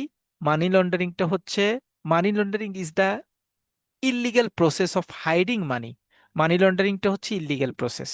মানি লন্ডারিংটা হচ্ছে illegal process, hiding money earned from crimes and making it appears at the as it comes from a legal source by disguising its origin, ownership, or use so it can be used without suspension। মানে অনেকগুলি ছোট ছোট কথাকে একত্রে বলছি। Money laundering কি? Money laundering হচ্ছে একটা ইললিগ্যাল প্রসেস, যেই প্রসেসে আমি আমার ফান্ডের অরিজিন, ওনারশিপটাকে হাইড করে আমি সেই ইললিগ্যাল সোর্সের ফান্ডটাকে মার্কেটে সন্দেহহীনভাবে প্রকাশ করার চেষ্টা করছি, অর্থাৎ লেজিটিমেট ফান্ড হিসেবে বহিঃপ্রকাশ করতে চাচ্ছি। তাহলে যদি ডেফিনেশন আমি বলি, মানি লন্ডারিং হচ্ছে এমন একটা প্রসেস, যে প্রসেসের মাধ্যমে আমি আমার ফান্ডের অবৈধ উৎস বা মালিকানাকে হাইড করে সেই ফান্ডটাকে বৈধ হিসেবে চালানোর জন্য যে ব্যবস্থা গ্রহণ করি সেটাকে বলা হয় মানি লন্ডারিং। আমি শুরুতে খুব ইম্পর্টেন্টলি আমার এই ফান্ডের অরিজিনটাকে বা ওনারশিপটাকে হাইড করবো। যদি আমি দুইটা ওয়ার্ড বলি তাহলে দুইটা ওয়ার্ড বলেন। অরিজিন এবং ওনারশিপটাকে আমি হাইড করতে চাচ্ছি। অরিজিন এবং ওনারশিপটাকে আমি হাইড করব। ওকে, অরিজিন এবং ওনারশিপটাকে আমি হাইড করলাম। এটা ডেফিনেটলি আমার জন্য একটা ইললিগ্যাল প্রসেস। এটা আমার জন্য একটা ইলিগ্যাল প্রসেস, এবং এই প্রসেসটার মাধ্যমে আমি আসলে use so it can be used without suspension, অর্থাৎ কোনো ধরনের সন্দেহ ছাড়া ফান্ডটাকে আমি মার্কেটে ডেলিভারি করার প্রসেসটার নাম হচ্ছে মানি লন্ডারিং। তার মানে অবৈধ উৎস থেকে যে ফান্ডটা আসে সেই ফান্ডের উৎস এবং মালিকানাকে হাইড করে সেই ফান্ডটাকে বৈধ ফান্ড হিসেবে আমি যেই প্রসেসের মাধ্যমে মার্কেটে ইন্ট্রোডিউস করাই বা অ্যাড করাই সেটাকে মানি লন্ডারিং বলে। ফাইন্যান্সিয়াল ক্রাইম আরেকটা জিনিস আছে। What is financial crime? Financial crime এটাও illegal activities that involve the use of financial system, institution or instrument for illicit purpose। তাহলে ফাইন্যান্সিয়াল ক্রাইম হচ্ছে একটা ইলিগেল অ্যাক্টিভিটিস, যে অ্যাক্টিভিটিসের মাধ্যমে আমি ফাইন্যান্সিয়াল সিস্টেম, ফাইন্যান্সিয়াল ইনস্টিটিউশন বা ফাইন্যান্সিয়াল ইনস্ট্রুমেন্ট মানে হচ্ছে টাকা, চেক, বিল অফ এক্সচেঞ্জ ইত্যাদি ইত্যাদি ব্যবহার করে আমি যদি কোনো ইললিসিট পারপাস সার্ভ করি তাহলে সেটাকে আমরা বলবো ফাইন্যান্সিয়াল ক্রাইম। এক্সাম্পল হচ্ছে করাপশন অ্যান্ড ব্রিভারি, এই দুটো হচ্ছে ফাইন্যান্সিয়াল ক্রাইম। টেরোরিস্ট ফাইন্যান্সিং বলতে কি বোঝায়? মানি laundering, financial crime, terrorist financing. Terrorist financing হচ্ছে এমন এক ধরনের ফাইন্যান্সিং প্রসেস যেই প্রসেসের মাধ্যমে আমি আমার ফান্ডটা কোনো না কোনো টেরোরিস্ট অ্যাক্টিভিটিতে ইনভলভ করাই। ইট ইজ নট রিকোয়ার্ড যে ওই ফান্ডটা সবসময় ইললিগেল সোর্স থেকে আসবে। সো এখানে মানি লন্ডারিং যখন করি তখন কিন্তু প্রসিডটা আসবে ইলিগ্যাল সোর্স থেকে। টেররিস্ট ফাইন্যান্সিং যখন করি সেই প্রসিডটা লিগ্যালও হতে পারে, ইললিগ্যালও হতে পারে। এটার পারপাস হচ্ছে আমি টেররিস্ট অ্যাক্টিভিটিতে ইনভলভ করছি, অর্থাৎ টেররিস্ট অ্যাক্টিভিটিতে ফাইন্যান্স করছি, এটা হচ্ছে টেররিস্ট ফাইন্যান্সিং। আর মানি লন্ডারিংটা হচ্ছে ইললিগ্যাল প্রসিড, আমি এটাকে ঘষামাজা করে ফ্রেশ করার চেষ্টা করছি। ফাইন্যান্সিয়াল ক্রাইম হচ্ছে এটাও ইলিগ্যাল অ্যাক্টিভিটিস, বাট এটা specifically financial system, financial institution বা ফাইন্যান্সিয়াল ইনস্ট্রুমেন্টের মাধ্যমে অ্যাক্টিভেট করা হয়, এবং যেটার অবশ্যই মটোটা হচ্ছে illegal purpose. 4, all money laundering are crimes but all crimes are not money laundering. Are you agree with this? যদি আপনি ইয়েস হন তাহলে অ্যান্সার বলেন, যদি না হন তাহলে অ্যান্সার বলেন। All money laundering are crimes but all crimes are not money laundering, আপনি এই কথাটা, যুক্তিটা মানেন কিনা? আমি, হ্যাঁ, অ্যান্সার হচ্ছে আমি এটা মানি। Yes, all money laundering are crimes but all crimes are not money laundering. মানে কি? মানে হচ্ছে আমরা জানি মানি লন্ডারিং হবে সাধারণত, একটু পরে আমরা পড়বো, প্রেডিকেটেড অফেন্স বলতে একটা জিনিস আছে যেখানে 29টা অপরাধকে মানি লন্ডারিং ক্রাইম হিসেবে ট্রিট করা হয়েছে, যে এই 29টা অপরাধের সাথে যদি আপনি জড়িত হন তাহলে আপনাকে মানি লন্ডারিং এর আইনে অপরাধী করা যাবে। বাট এই 29টা অপরাধের বাহিরে অন্য কোনো অপরাধী যদি থাকে তাকে মানি লন্ডারিং কেসে ইনভলভ করা যাবে না। সো মানি লন্ডারিং ক্রাইমগুলি সবই স্পেসিফাইড। আর অন্য যত ক্রাইম আছে, ক্রাইমের কোনো শেষ নাই। 1000 2000 ক্রাইম আছে তো ওয়ার্ল্ডে। সো ওই 1000 2000 ওয়ার্ল্ড ক্রাইমের মধ্যে 29টা specific crime for only money laundering, আর বাকি সকল ক্রাইম অন্য জেনারেল ক্রাইম হিসেবে ট্রিট হয়। এই জন্য বলা হয় ওই 1000টা ক্রাইমের মধ্যে 29টা সবসময় আছে, বাট 1000টা ক্রাইম 29টার মধ্যে সবসময় ভিজিবল থাকে না। এই জন্য বলা হয় all money laundering are crimes, but all crimes are not money laundering. আমরা এখানে ব্যাখ্যা করেছি, all money laundering is a crime because it involves hiding illegal money, but not all crimes are money laundering because some crime do not involve hiding money। একটু আগে আমরা দেখে আসছি যে টেররিস্ট ফাইন্যান্সিং বা অন্যান্য জায়গায় হাইডিং মানি অনেক সময় থাকে না। If someone steal money it is crime, কেউ একজন যদি টাকা চুরি করে এটা ক্রাইম, এটা ক্রাইম, চুরি করেছে। But if they later put that stolen money into a shop or bank and pretend it was earn illegally, that is money laundering. আমি চুরি করেছি, এটা একটা crime, but it is not money laundering. Money laundering হবে যদি আমি এই ফান্ডটাকে ব্যাংকে ইনভলভ করি এবং আমি যদি দেখারও চেষ্টা করি যে এটা আমার বৈধ উৎস থেকে আসছে, তাহলে সেটা মানি লন্ডারিং হবে। Question number 5, what is the difference of money laundering and terrorist financing? এই কোয়েশ্চেনটা খুবই ইম্পর্টেন্ট। এই কোয়েশ্চেনটা খুবই খুবই important. What is the difference of money laundering and terrorist financing? এখানে দুইটা ওয়ার্ড আমি ব্যবহার করি, আমার খুব ফেভারিট ওয়ার্ড এই দুইটা ওয়ার্ড। একটা হচ্ছে ওপেন লুপ আর একটা হচ্ছে close loop. What is open loop, what is close loop? What is open loop, what is close loop? এইটা আসলে হবে ক্লোজ লুপ। মানি লন্ডারিংটা হচ্ছে ক্লোজ লুপ।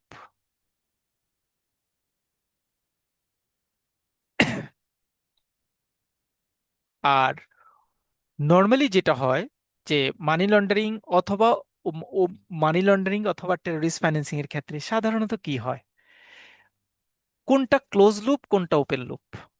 ক্লোজ লুপ হচ্ছে যেই লুপটা শেষ হয়ে যায়, মানে যেই লুপটা একটা পার্ট শেষ হয়ে আপনার কাছে চলে আসে, মানে ফান্ডটা আপনার কাছে ব্যাক আসে, এটাকে বলা হয় ক্লোজ লুপ। আপনার কাছে ফান্ডটা ব্যাক করে আসে, এটাকে বলা হয় ক্লোজ লুপ। আর ওপেন লুপ হচ্ছে আপনার কাছে ফান্ডটা ব্যাক করে আসে না। খেয়াল করে দেখেন, টেররিস্ট ফাইন্যান্সিংটা যখন হয়, আপনি ফান্ডটা দিয়েছেন কোনো একটা ধরেন সংস্থাকে, খুব ভালো মনে করে দিয়েছেন যে তারা ভালো কাজ করে, তারা আসলে ভালো কাজ করে না।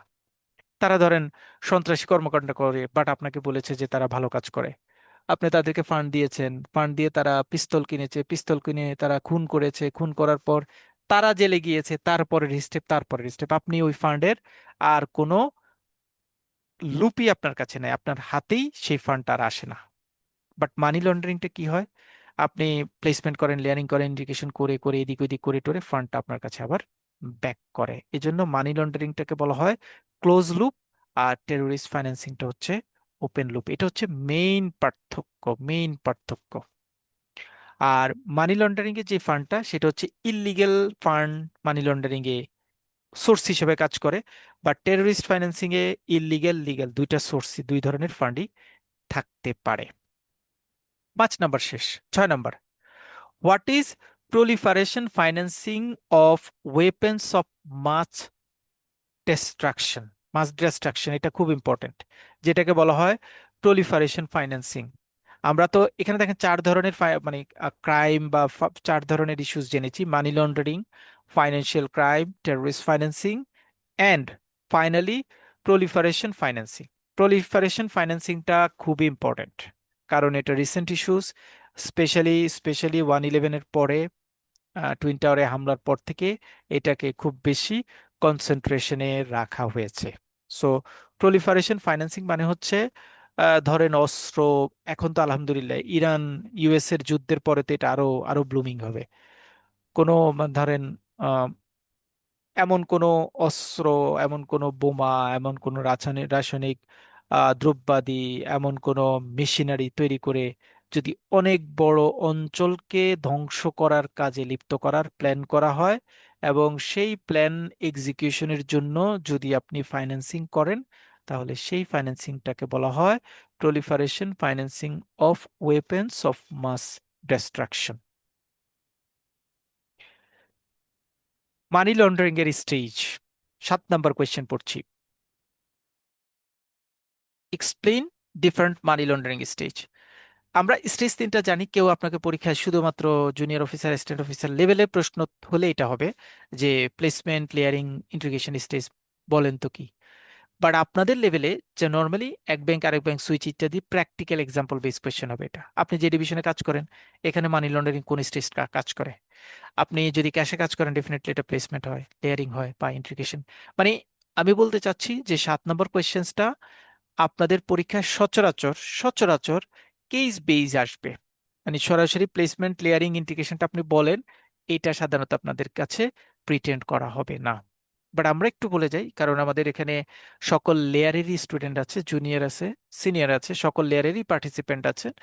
সো আমরা পুরোটাই বলে যাই। প্লেসমেন্ট হচ্ছে কোনো একটা অবৈধ উৎস থেকে যে ফান্ডটা এসছে, যেটাকে আমরা মানি লন্ডারিং এর ডেফিনিশনে বলে এসেছি, সেই ফান্ডটা প্রথম ফিজিক্যাল প্রেজেন্সটা যেখানে হয় সেটাকে বলা হয় প্লেসমেন্ট স্টেজ। যেমন ক্যাশ ডিপোজিট ইন ব্যাংক, এটা প্লেসমেন্ট স্টেজ। লেয়ারিং স্টেজ হচ্ছে এই প্লেসমেন্ট কিন্তু ফান্ডটাকে যখন তার অবস্থান পরিবর্তন করা হয়। ধরেন আপনি সেভিংস অ্যাকাউন্টে ফান্ড রেখেছেন, এটাকে যদি আপনি ক্লিয়ারিং অ্যাকাউন্টে ক্লিয়ারিং এর মাধ্যমে এফডিআর করেন তাহলে এটা লেয়ারিং স্টেজে যাবে। মানে লেয়ারটা পরিবর্তন করেছেন, স্টেজ ফান্ডটা যেখানে আছে সেইটার লেয়ারটাকে পরিবর্তন করেছেন। ইন্টিগ্রেশন মানে হচ্ছে এই পরিবর্তিত লেয়ারের পরে সেটাকে আবার ফিজিক্যাল মার্কেটে বা আমাদের ইকোনমিতে আবার স্ট্যাবলিশ করেছেন। এই এফডিআর করে আপনি আবার সেই ফান্ডটাকে আমাদের ইন্ডাস্ট্রির কোনো একটা জিনিস ক্রয়ের কাজে ব্যয় করেছেন, তাহলে এটা ইন্টিগ্রেশন হবে। আমি যদি বলি যে ধরেন আমি আহ, ঘুষ নিয়েছি, ঘুষ একটা প্রেডিকেটেড অফেন্স। আমি ঘুষ নিয়েছি 5 লাখ টাকা, একটা সেভিংস অ্যাকাউন্টে সেই 5 লাখ টাকা জমা দিয়েছি, এইটা প্লেসমেন্ট। 5 লাখ টাকা ওখানে জমা দেওয়ার পরে আমি সেইটা দিয়ে একটা এফডিআর করেছি। সো এফডিআর লেয়ার চেঞ্জ হয়েছে, এইটা লেয়ারিং। এফডিআর এর ম্যাচুরিটির পর আমি সেই এফডিআরটা দিয়ে আমার ওয়াইফের নামে গোল্ড কিনেছি, এটা হচ্ছে ইন্টিগ্রেশন। ওয়াইফের নামে গোল্ড কিনতে পারি, একটা দোকান কিনতে পারি, একটা গাড়ি কিনতে পারি, এটা হচ্ছে ইন্টিগ্রেশন। যে ইন্টিগ্রেশন মাধ্যমে আমার অবৈধ উৎসের ওই ফান্ডটা, ফিজিক্যাল প্রেজেন্সটা আমার হাতে পাওয়া গিয়েছে। Question number 8, what is predicated offence. Predicated offence কয়টা আছে, কি কি আছে? প্রেডিকেটেড অফেন্স মানে হচ্ছে যে সকল অপরাধের মাধ্যমে মানি লন্ডারিং করা হয়, অর্থাৎ যে অপরাধগুলি মানি লন্ডারিং এর জন্য নিযুক্ত অপরাধ হিসেবে ট্রিট করা হয় তাদেরকে প্রেডিকেটেড অফেন্স বলা হয়। আমাদের এখন মানে এটা কিঞ্চিত চেঞ্জ হয়েছে, ইম্পর্টেন্ট। বর্তমানে মানি লন্ডারিং এর প্রেডিকেটেড অফেন্স হচ্ছে 29, 29টা। এর আগে এটা মাস্টার সার্কুলার মানে শুরু এই, মানে অনেকে জিজ্ঞেস করবে কি ব্যাপার, আমি তো জানি 28টা, নর্মালি 28টা ছিল আগে। এটা এখন আমাদের 2000, আপনারা দেখতে পাচ্ছেন এই মে 2023 সাল থেকে এটা 29টা হয়েছে। নর্মালি 1 থেকে 27 পর্যন্ত কোনো চেঞ্জ নাই।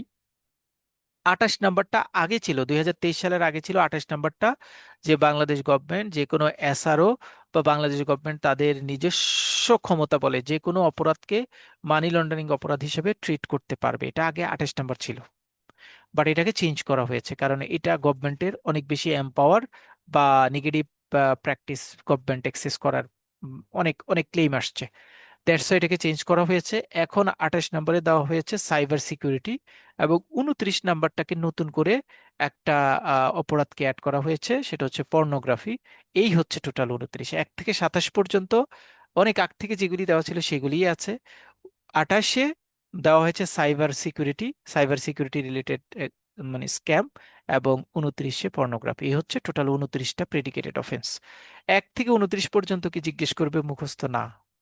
এই আপনি 4টা 5টা যেমন ঘুষ, দুর্নীতি, তারপরে হচ্ছে ইনসাইডিং ট্রেডিং, তারপরে হচ্ছে ট্যাক্স ফাঁকি দেওয়া, এগুলি কিন্তু সবই প্রেডিকেটেড অফেন্সের মধ্যে পড়ে। খুব ইম্পর্ট্যান্ট একটা কথা মাথায় রাখতে হবে, স্পেশালি যৌতুকও কিন্তু প্রেডিকেটেড অফেন্স। এটা অনেক সময় প্রশ্ন করে, ফিমেলদের জন্য করতে পারে এটা, যে যৌতুক ইয়ে কিনা, প্রেডিকেটেড অফেন্স কিনা। সো প্রেডিকেটেড অফেন্স হচ্ছে অলমোস্ট আপনি মানে 28, 29 বেশি কেয়ারফুলি দেখবেন, বাট তার আগের জায়গাগুলিও মোটামুটি দেখার চেষ্টা করবেন। Okay, next 9, what is reporting organisation? খুব ইম্পর্টেন্ট কোয়েশ্চেন, বাট ছোট। রিপোর্টিং অর্গানাইজেশন মানে হচ্ছে, আমাদের জানি আমাদের অর্গানাইজেশন হচ্ছে বিএফআইইউ, যারা হচ্ছে টোটাল এএমএল পার্টটা ডিল করেন। সো ওই বিএফআই তে কয়টা অর্গানাইজেশন রিপোর্ট করেন? 17টা অর্গানাইজেশন রিপোর্ট করেন। Bank, financial institution, insurance company, এবং এবং এবং আরো 14টা। নাম সব মনে রাখার দরকার নাই, কয়টা করেন সেটা মাথায় রাখা হচ্ছে ইস্যুস। সো রিপোর্টিং অর্গানাইজেশনটা আমাদের cover. Questions number 10, what is BFIU? এটা ইম্পর্টেন্ট, কারণ এটা একটু মানে ইনফরমেশনটা খুব জরুরি আমাদের জন্য জানা, যে বিএফআইইউ আসলে কি, বিএফআইইউ এখন থেকে বিএফআইইউ না আগে তার কোনো নাম ছিল, বা ইত্যাদি ইত্যাদি, এটা একটু জানতে হবে। দেখেন আমি একটু পড়ছি, Bangladesh financial intelligence unit BFIU is the central agency to fight against money laundering, terrorist financing, and financing of proliferation of weapons of mass destruction, established under the provision of Money Laundering Prevention Act 2002 as Anti-Money Laundering Department in June 2002। তার মানে আমাদের যে BFIU এখন যেটা দেখছি সেটা আসলে Inception হয়েছে 2002 সালে, তখন তার নাম ছিল anti money laundering department. It is important. ও, আপনাদের এইটুকু আসলে একটু দাগ দিয়ে আসতে পারলে আপনারা মানে পরে সামারি করতে সহজেই করে ফেলতে পারতেন।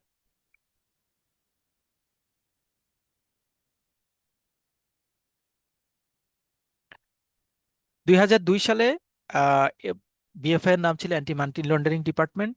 2012 সালে এসে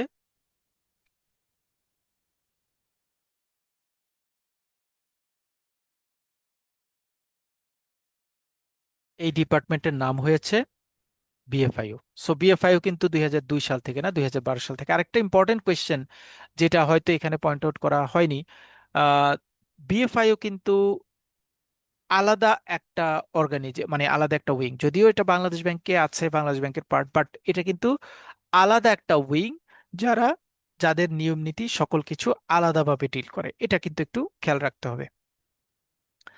বিএফআইওর টোটাল ফাংশনস গুলি কি কি? বিএফআইওর ফাংশনস হচ্ছে, খুব ইম্পর্টেন্ট, এই কোয়েশ্চেন্সটা আসে বলে, পরীক্ষায় আসে। বিএফআইওর 1 নম্বর কাজ হচ্ছে ব্রাঞ্চগুলি সিটিআর এবং এসটিআর মনিটর করা, যে এটা সিটিআর এসটিআর ঠিক আছে কিনা সেটা মনিটর করা। এটা হচ্ছে 1 নম্বর কাজ, প্রাইম এবং ক্রুশিয়াল কাজ।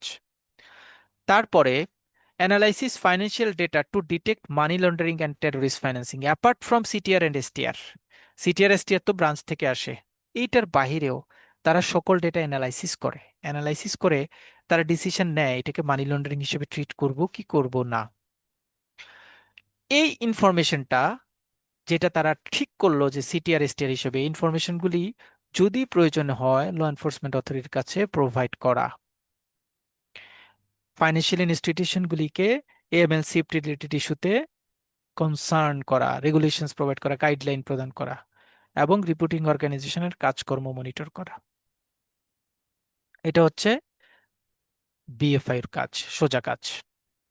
নেক্সট কোয়েশ্চেন, এফএটিএফ বলতে কি বোঝায়? এফএটিএফ মানে কি? Financial action task force. FATF আমরা জানি যে 1989 সালে G7 কান্ট্রির একটা সামিট হয়েছিল প্যারিসে 1989 সালে। সেখানে তারা ডিসিশন নিয়েছিল যে ইন্টারন্যাশনাল মার্কেটে মানি লন্ডারিংটাকে প্রতিরোধ করা দরকার। এই প্রতিরোধ করার জন্য তারা হচ্ছে ইনিশিয়াল লেভেলে একটা কাজ শুরু করে, যে মানি লন্ডারিং প্রতিরোধ করার জন্য তারা ব্যবস্থা গ্রহণ করে। যখন নাইন নাইন ইলেভেনে 9/11 যখন এই টুইন টাওয়ারে অ্যাটাক হয়, তারপর থেকে এটা আরো বেশি ফোর্সফুলি গতি লাভ করে, এবং মানি লন্ডারিং এর সাথে তখন টেররিস্ট ফাইন্যান্সিংটাকেও তারা অপরাধের মধ্যে নিয়ে আসে 2001 সালের পরে। স্টার্টিং এ কিন্তু টেররিস্ট ফাইন্যান্সিং নিয়ে তারা কাজ করেনি, তারা শুধু মানি লন্ডারিং নিয়ে কাজ করেছে। এফএটিএফ আসলে 40টা রিকমেন্ডেশন নিয়ে কাজ করে, এবং বিভিন্ন কান্ট্রিতে এই রিকমেন্ডেশনগুলি এক্সারসাইজ করা, ইমপ্লিমেন্টেশন করা নিয়ে কাজ করে। এবং যেই কান্ট্রিগুলি 40 রিকমেন্ডেশন প্রপার হইতে ইমপ্লিমেন্ট করতে পারে তাদের একটা লিস্ট এফএটিএফ প্রোভাইড করে, যেটা ইন্টারন্যাশনাল মার্কেটে কান্ট্রি রিপুটেশনের জন্য খুব important. Next question, what is APG and Egmont group? APG মানে হচ্ছে Asia Pacific group on money laundering. এটা হচ্ছে এশিয়া সাবকন্টিনেন্টে যে মানি লন্ডারিং প্রতিরোধ করার জন্য যে সাব কমিটি আছে সেটাকে বলা হয় এপিজি। এরা মূলত এফএটিএফ এর ওই যে 40 রিকমেন্ডেশনস আছে, সেই রিকমেন্ডেশনস গুলি ইভ্যালুয়েশন এবং ইমপ্লিমেন্টেশন নিয়ে কাজ করে। বাংলাদেশ এপিজির মেম্বার হয়েছে 1998 সালে। এগমন্ট গ্রুপ, এগমন্ট গ্রুপ হচ্ছে গ্লোবাল নেটওয়ার্ক, যেখানে বিভিন্ন দেশের ফাইন্যান্সিয়াল ইন্টেলিজেন্স ইউনিটগুলি যেখানে মেম্বার থাকে। অর্থাৎ আমাদের যেমন বিএফআইইউ, অন্য কান্ট্রি তো ডেফিনেটলি ফাইন্যান্সিয়াল ইন্টেলিজেন্স ইউনিট আছে। ধরেন চায়নার ক্ষেত্রে একটা থাকবে, ইন্ডিয়ার ক্ষেত্রে আরেকটা নাম থাকবে, বাট আছে। এই সকল এই ফাইন্যান্সিয়াল ইন্টেলিজেন্স ইউনিটগুলি একত্রে যে গ্রুপের মেম্বার, সেই গ্রুপটাকে বলা হয় এগমেন্ট গ্রুপ। বাংলাদেশ বিএফআইইউ এগমেন্ট গ্রুপে জয়েন করেছে 2002 সালে। 12 নম্বর প্রশ্নের অ্যান্সার এতটুকু। কোয়েশ্চেন নাম্বার 13, এটা একটু একটু এডিশনাল কোয়েশ্চেন, তারপর আপনারা একটু জানেন যে আমাদের দেশে পিএফ এর বাহিরে বিভিন্ন মানি লন্ডারিং রিলেটেড নিয়ম নীতির মধ্যে আর কোনো গভর্নিং বডি আছে অ্যাপার্ট ফ্রম গভর্নমেন্ট? ইয়েস, একটা কমিটি আছে, সেটার নাম হচ্ছে national coordination committee of prevent AML and CFT. আমাদের গভর্নমেন্ট এবং বিএফআইও মেম্বার, বিএফআই এর সদস্য, অন্যান্য গভর্নমেন্টের বিভিন্ন ঊর্ধ্বতন কর্মকর্তাদের নিয়ে আমাদের একটা কমিটি আছে, সেটার নাম হচ্ছে national coordination committee of prevent anti money laundering and safety. মূলত অ্যান্টি মানি লন্ডারিং রিলেটেড সকল ইনস্ট্রাকশন এই জায়গা থেকে আসে। এখানে honourable minister, ministry of finance হচ্ছে কনভেনার, এবং হেড অফ বিএফআইও সেখানে মেম্বার সেক্রেটারি হিসেবে কাজ করেন। অ্যাপার্ট ফ্রম দিস টু, আরো বিভিন্ন পার্টিও সেখানে কাজ করে, মানে মেম্বার থাকেন। Question number 14, write the role of CAMLCO. এই জায়গাটাতে আপনারা একটু খেয়াল করে দেখবেন। আপনারা জানেন যে মাস্টার মানে এএমএল রিলেটেড মাস্টার সার্কুলার 26 আমাদের খুবই খুব ইম্পর্টেন্ট। এবং সোফার আই নো যে যারা বোর্ডে বসেন তাদের ওই সার্কুলারটা অনেকবার পড়া থাকে। So they are pushing themselves যে ওই সার্কুলার থেকেই কোয়েশ্চেনটা করি। সো ওই সার্কুলার থেকে আপনাদের অনেকগুলি কোয়েশ্চেন হওয়ার পসিবিলিটি থাকে। সো প্রথমে হচ্ছে write the role of CAMLCO. ক্যামেলকোর রোল কি? ক্যামেলকো হচ্ছে chief anti money laundering compliance officer, যিনি কোনো একটা প্রতিষ্ঠানের সর্বোচ্চ মানি লন্ডারিং কর্মকর্তা হিসেবে কাজ করেন। নর্মালি আমাদের দেশের নিয়ম হচ্ছে এই পদে কাকে দেওয়া যাবে? এই পদে দেওয়া যাবে এমডি স্যারের পরবর্তী 2 ধাপ পর্যন্ত যারা ডেজিগনেটেড, তাদের মধ্য থেকে একজনকে ক্যামেলকো সিলেক্ট করতে হবে। তাহলে এমডি, এএমডি, ডিএমডি, ডিএমডির নিচে কাউকে ক্যামেলকো করা যাবে না। কোনো ব্যাংকে, যে ব্যাংকে এএমডি এবং ডিএমডি লেয়ারটা রয়েছে, বাট অনেক ব্যাংকে কিন্তু এএমডি লেয়ার নাই, সো সেখানে ডিএমডি বা পরের লেয়ার পর্যন্ত কিন্তু আসা যাবে। তবে সার্কুলার এটা বলা থাকলেও অনেক সময় অনেক ব্যাংকের বিভিন্ন ইস্যুর কারণে তারা এই সার্কুলারটা ভায়োলেট করে বিএফআই এর কাছ থেকে স্পেশাল পারমিশন নিয়ে যদি তারা অন্য কাউকে ডেজিগনেশন দিতে চায়, দিতে পারে। কারণ এটা ব্যাংকিং এ প্র্যাকটিস আছে অনেক জায়গায়, এটা আমরা দেখেছি। বিশেষ করে নতুন ব্যাংক যারা তাদের ক্ষেত্রে এই ডেজিগনেশন অনেক সময় খুঁজে পাওয়া যায় না। ধরেন নতুন ব্যাংক শুরু করেছে, সেই ব্যাংকে একজন এমডি নিয়েছে, এখনো ডিএমডি নেয়নি বা প্রসেস করছে, সে অবস্থায় তো ক্যামেলকো তো দিতে হবে। সো ক্যামেলকো দিতে গিয়ে তখন তারা বিএফআই থেকে এক্সেপশনাল পারমিশন নিয়ে কাজটা করতে পারে, বাট ওভারঅল এমডির পরবর্তী 2 ধাপের নিচে কাউকে ক্যামেলকো হিসেবে সাধারণ নিয়মে সিলেক্ট করা যায় না। D CAMLCO, D CAMLCO sir হচ্ছেন ক্যামেলকোর সহযোগী। সেখানেও একটা মানে যিনি definitely vast knowledge about money laundering তার থাকতে হবে। তিনি, যিনি দায়িত্ব পালন করবেন ডিকমেলকো পদে, উপব্যবস্থাপক বা সিনিয়র ভাইস প্রেসিডেন্টের নিচে কোনো কর্মকর্তাকে পদায়ন করা যাবে না। এটা রুলস বিএফআর। বাট যে আপনি যদি মনে করেন যে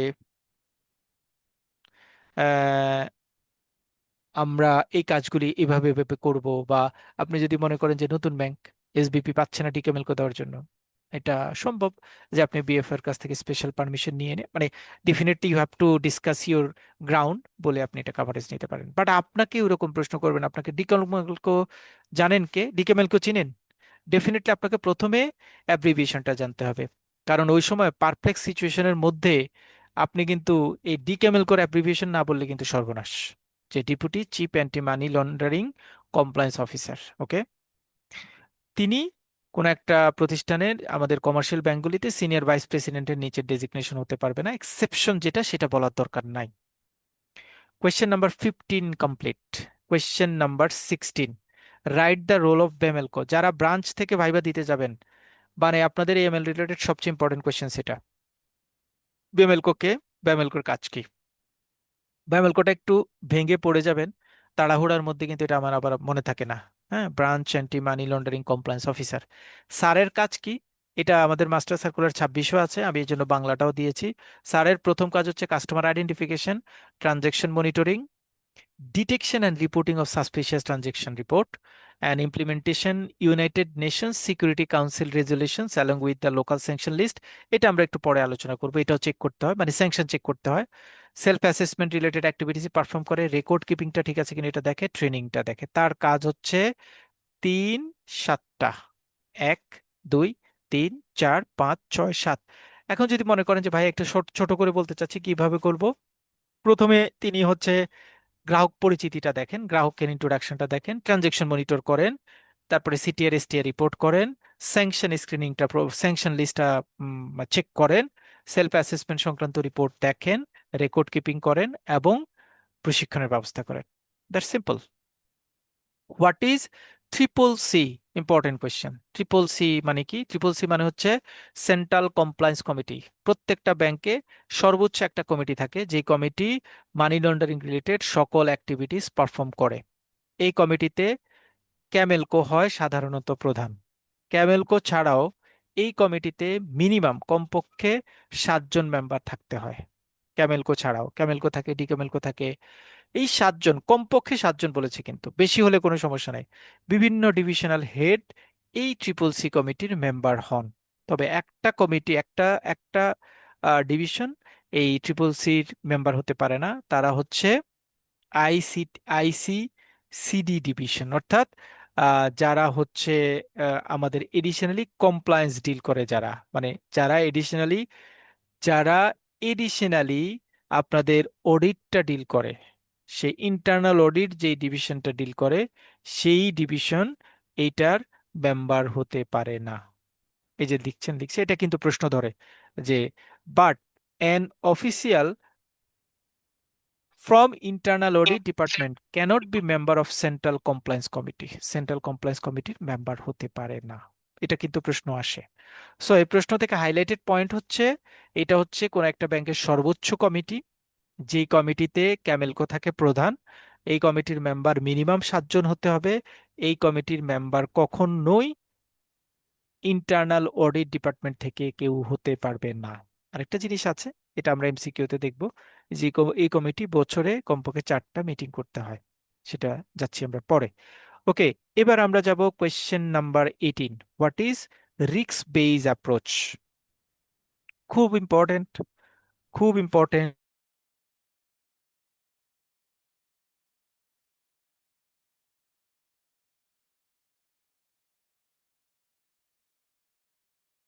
খুব ইম্পর্টেন্ট।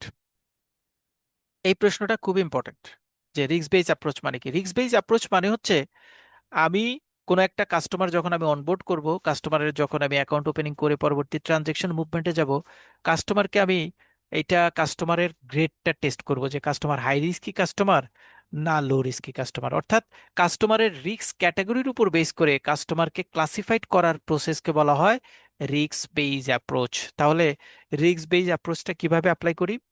আমাদের যে অ্যাকাউন্ট ওপেনিং ফর্ম আছে, সেই অ্যাকাউন্ট ওপেনিং ফর্মে এরকম কিন্তু ফর্ম সবার সাথে আছে, আমি জাস্ট শেয়ার করেছি। এরকম প্রত্যেকটা অ্যাকাউন্ট ওপেনিং ফর্মে কিন্তু এরকম একটা পেজ দেওয়া থাকে, যেখানে লেখা থাকে form for customer risk grading. এখানে কাস্টমার কিভাবে আসছে, প্রত্যেকটা পয়েন্টে কাস্টমারের একটা গ্রেডিং সেট করা হয়।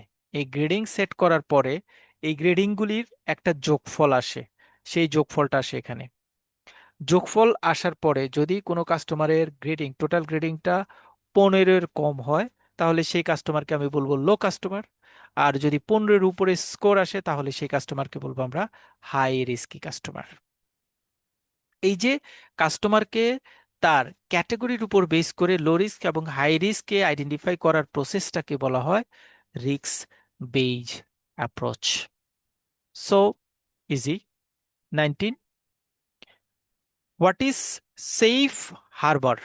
খুব ইম্পর্টেন্ট কথা, সেফ হারবার বলতে কি বোঝায়? খুব ইউনিক টোন, সবাই আমরা শুনি না এটা ডেফিনেটলি, যারা মানি লন্ডারিং এ খুব ডেপ নলেজ নাই তারা সেফ হারবার ওয়ার্ডটা মানি লন্ডারিং এর সাথে ওরকম শুনেন না। সেফ হারবারটা খুব সোজা জিনিস।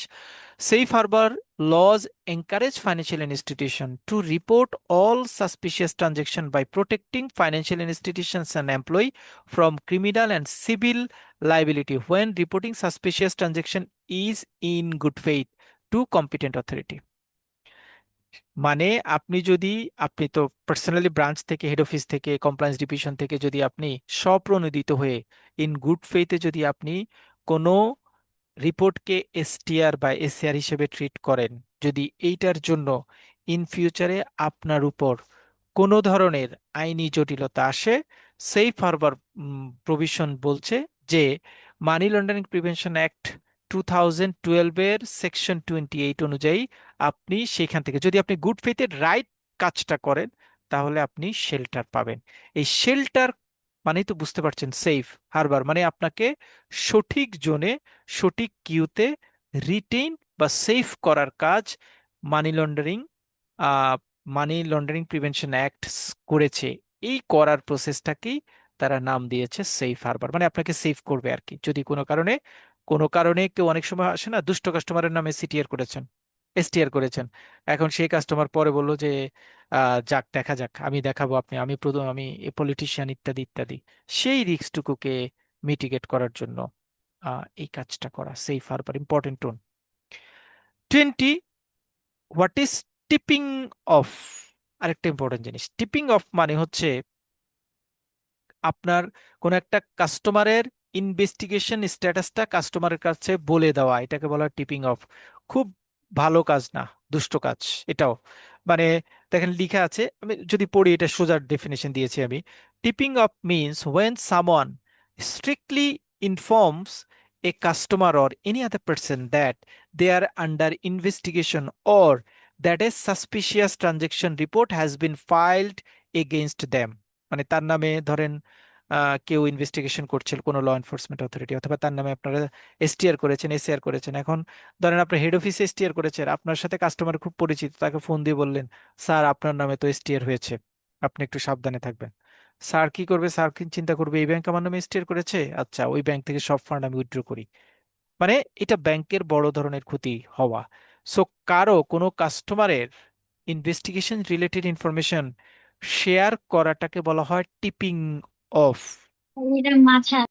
This can help the person hide or destroy evidence.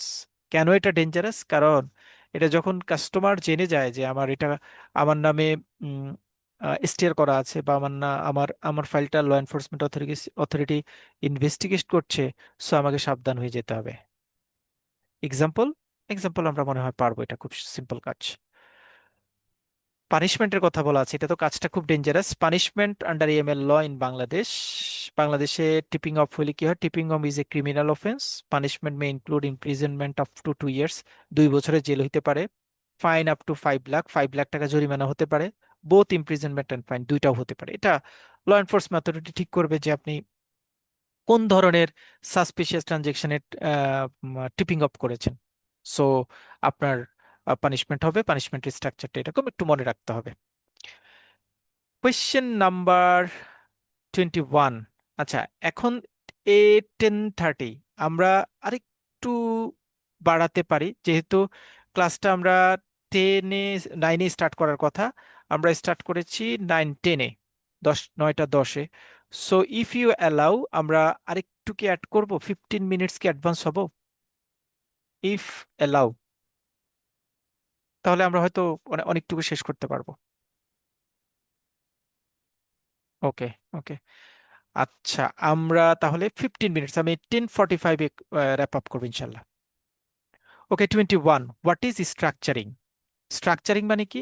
Structuring মানে হচ্ছে আমার একটা রিপোর্টিং থ্রেশহোল্ডটাকে আমি ফাঁকি দেওয়ার জন্য টাকাটাকে ছোট ছোট অঙ্কে জমা দেওয়া, এটাকে বলা হয় স্ট্রাকচারিং। যেমন আমি একটা এক্সাম্পল দিয়েছি যে ইনস্টেড অফ ডিপোজিটিং 10 লাখ, আমি জানি সিটিআর রিপোর্ট হয় 10 লাখে, সো আমি 10 লাখ রিপোর্টটাকে হাইড করার জন্য প্রথমে 2 লাখ 2 লাখ 2 লাখ করে এরকম 5টা ইনস্টলমেন্টে টাকা জমা দিয়েছি। এটাকে বলা হয় স্ট্রাকচারিং। অর্থাৎ রিপোর্টিং থ্রেশহোল্ডটাকে অ্যাভয়েড করার জন্য যখন আপনি ভেঙে ভেঙে টাকা জমা দিবেন, তখন সেটাকে বলা হয় স্ট্রাকচারিং। বাট স্ট্রাকচারিং সাথে আরেকটা ক্লোজ ওয়ার্ড আছে, সেটা হচ্ছে স্মার্ফিং। স্মার্ফিং স্মার্ফিংটা হচ্ছে এটার মতোই, ছোট ছোট অংশে জমা দিব, এবং এখানেও আমার মোটোটা হচ্ছে রিপোর্টিং থ্রেশহোল্ডটাকে মিস করা। বাট স্মার্ফিং এর ক্ষেত্রে এক্সেপশনাল হচ্ছে, স্মার্ফিং এ যিনি টাকা দেন তারা বিভিন্ন জায়গায় গিয়ে টাকা দেন, বিভিন্ন ব্রাঞ্চে বিভিন্ন জায়গা থেকে টাকাটা জমা দেন। স্ট্রাকচারিং এ কিন্তু কন্ডিশন নাই যে একই ব্রাঞ্চ থেকে না, বিভিন্ন ব্রাঞ্চ থেকে টাকা জমা দিতে হবে না, বাট স্মার্ফিং হতে হলে ওই ছোট ছোট টাকাটা বিভিন্ন ব্রাঞ্চ বা বিভিন্ন জায়গা থেকে জমা দিতে হবে। দেখেন, Smurfing is a method of money laundering where a large amount of illegal money is broken into many small deposits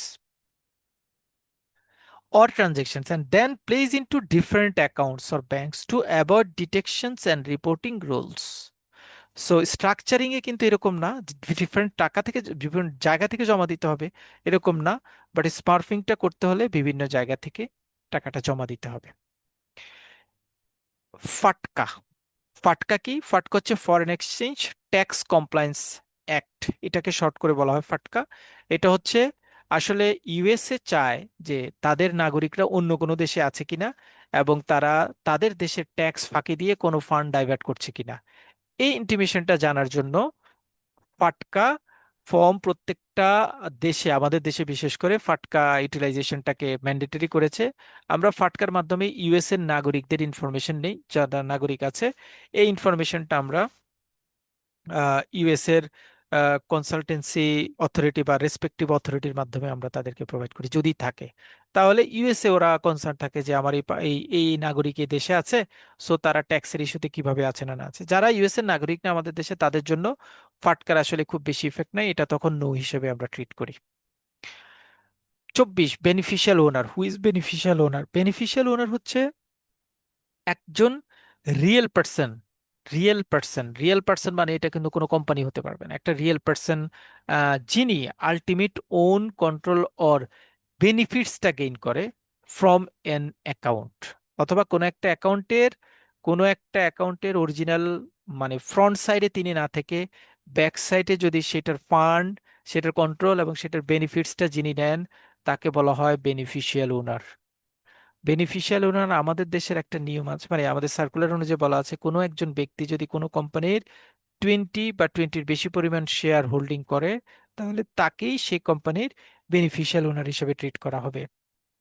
আমাদের মাস্টার সার্কুলার 26-এ বলা আছে যে কোনো একটা অ্যাকাউন্ট ওপেন করতে গেলে সেই অ্যাকাউন্টের বেনিফিশিয়াল ওনার সম্পর্কে যথাযথ ইনফরমেশন গ্রহণ করতে হবে। 25, what is shell bank? Shell bank হচ্ছে এমন একটা ব্যাংক, যেই দেশে লাইসেন্স প্রাপ্ত সেই দেশে তার কোনো ফিজিক্যাল প্রেজেন্স থাকে না, এবং তার কোনো মানে এমপ্লয়ি থাকে না, রিয়েল অফিস থাকে না, অ্যাড্রেস থাকে না, তারা শুধু কাগজে কলমে ব্যাংক হিসেবে ট্রিট হয়। যেহেতু কাগজে কলমে ব্যাংক, এদেরকে ধরার জন্য যদি কোনো স্ক্যাম করে তাদেরকে খুব সহজে ধরা যায় না, সো ওইটা একটা রিস্কি অ্যাটিটিউড হিসেবে কাজ করে।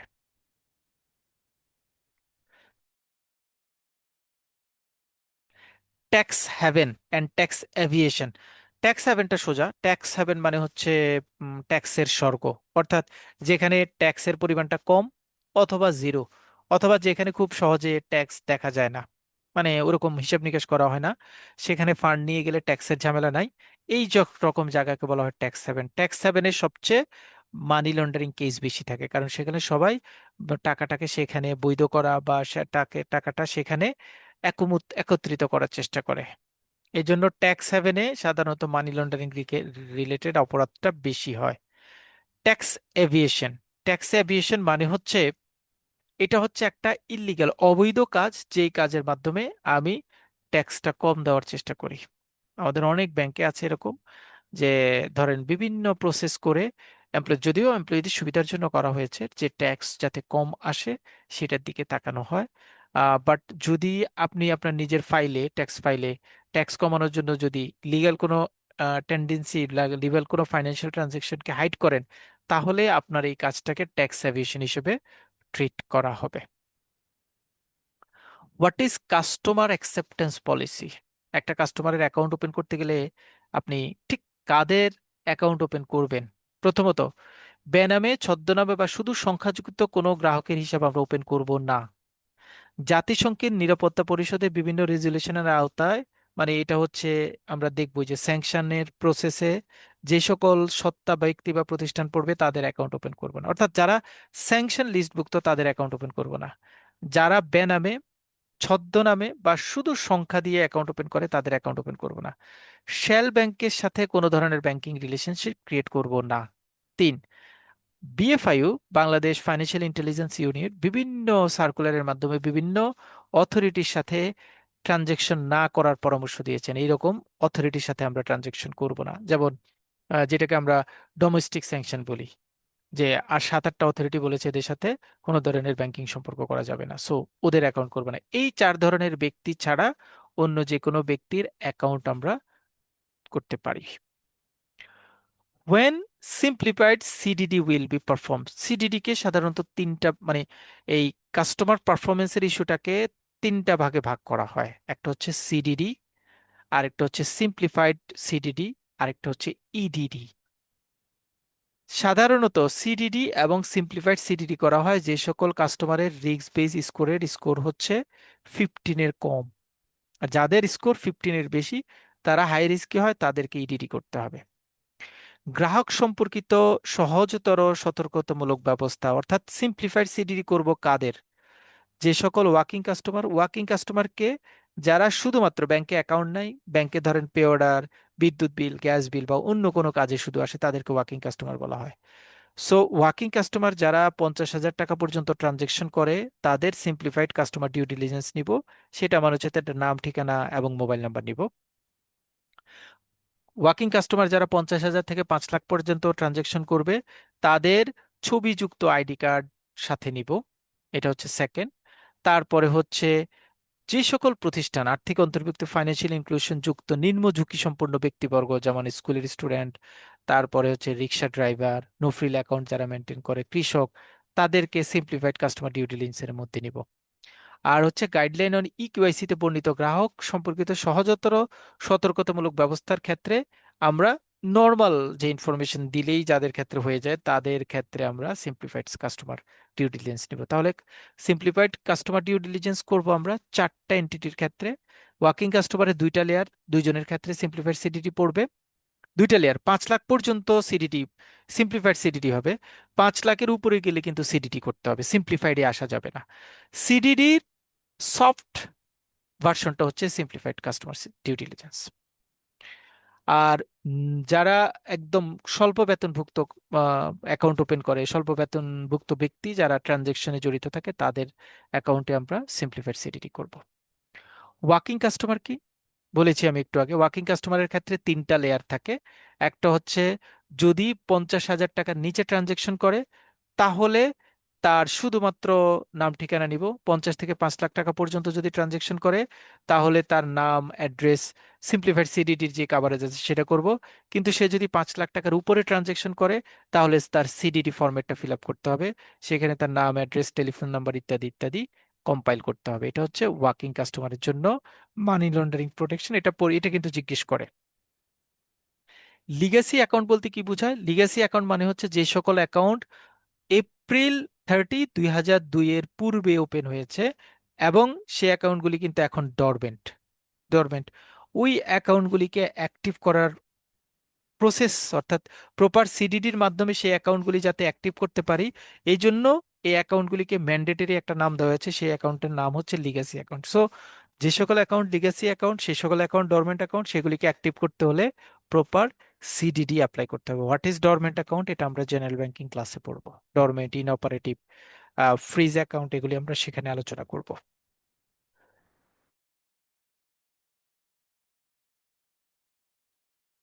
Next, when and how CDD will perform. CDD মানে কি? এবং এটা আমরা কখন পারফর্ম করব। সিডিডি পারফর্ম মানে কি? সিডিডি পারফর্ম মানে হচ্ছে কাস্টমার ডিউ ডিলিজেন্স। আপনার কাস্টমারের ইনফরমেশন নেবেন। কিভাবে নেবেন দেখেন, আমি 7টা ওয়ে বলেছি, এটা খুব সিম্পল ওয়েতে বলেছি আমরা। 7টা ওয়ে বলেছি, সেই 7টা ওয়েতে আমরা কাস্টমারের ইনফরমেশন নিতে পারি। 7টা ওয়েতে, সেই 7টা ওয়ে কি কি? আইডেন্টিফাই দ্য কাস্টমার, কাস্টমারের বেসিক ইনফরমেশন নেব, নাম, বাবার নাম, date of birth, address. Verify identity, তার NID card, passport ID verify করবো। আন্ডারস্ট্যান্ড পারপাস অফ অ্যাকাউন্ট, সে কেন অ্যাকাউন্ট ওপেন করেছে পারপাসটা জানবো। নো সোর্স অফ ফান্ড, কোন জায়গা থেকে ফান্ড আসবে সেটা জানবো। Identify beneficial owner, beneficial owner কে সেটা জানবো।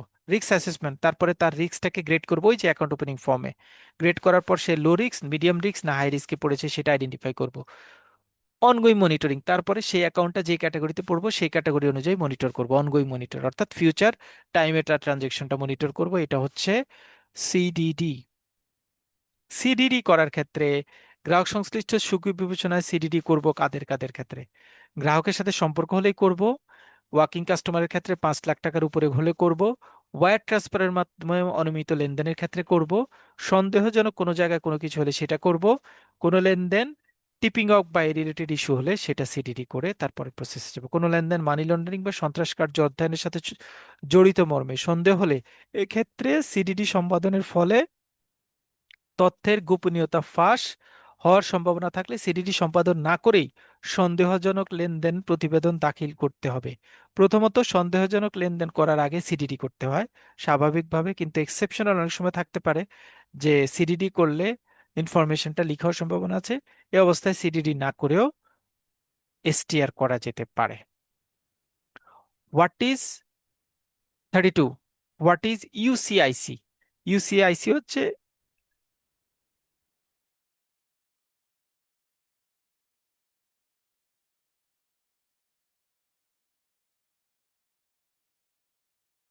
What is ইউসিআইসি?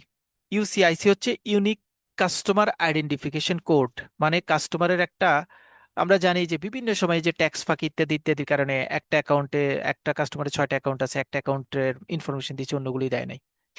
এই ইস্যুসগুলিকে সলভ করার জন্য পুরো ব্যাংকে অথবা টোটাল ব্যাংকিং ইন্ডাস্ট্রিতে কাস্টমারের নামে একটা ইউনিক আইডি ওপেন করার ব্যাপারে প্ল্যান করা হয়েছে।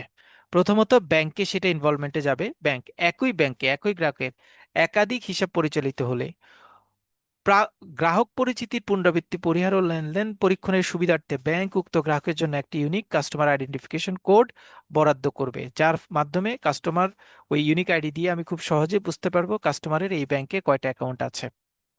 এইটা হলে ভালো হতো যদি সকল ইন্ডাস্ট্রিতে, টোটাল ইন্ডাস্ট্রিতে কাস্টমারের নামে কয়টা অ্যাকাউন্ট আছে সেটা যদি জানা যেত তাহলে সবচেয়ে ভালো হতো, বাট আনফরচুনেটলি সেটা এখনো আমরা করতে পারি নাই, কারণ এটা আসলে টেকনিক্যাল ইস্যুস। সো ওখানে আমরা যেতে পারি না। আমরা একই ব্যাংকের সকল অ্যাকাউন্টকে একটা নির্দিষ্ট আইডিতে নিয়ে আসার যে প্ল্যান, সেটার নাম হচ্ছে ইউনিক কাস্টমার আইডেন্টিফিকেশন কোড, ইউসিআইসি। আমরা 32 পর্যন্ত থাকবো আজকে। 32 পর্যন্ত, 33 থেকে আমাদের নেক্সট উইকের যে ক্লাসটা ভাইয়া থাকবে। আমার একটা ছোট্ট কোশ্চেন আছে। জি, আমি শেষ করি, নিব। জি।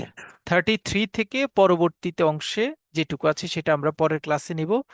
সাবসিকুয়েন্টলি আমাদের অন্যান্য যে টপিকসগুলি আমরা, মানে নেক্সট উইকে এএমএল এর সাথে অন্য টপিকসটা আমাদের অ্যাড হবে।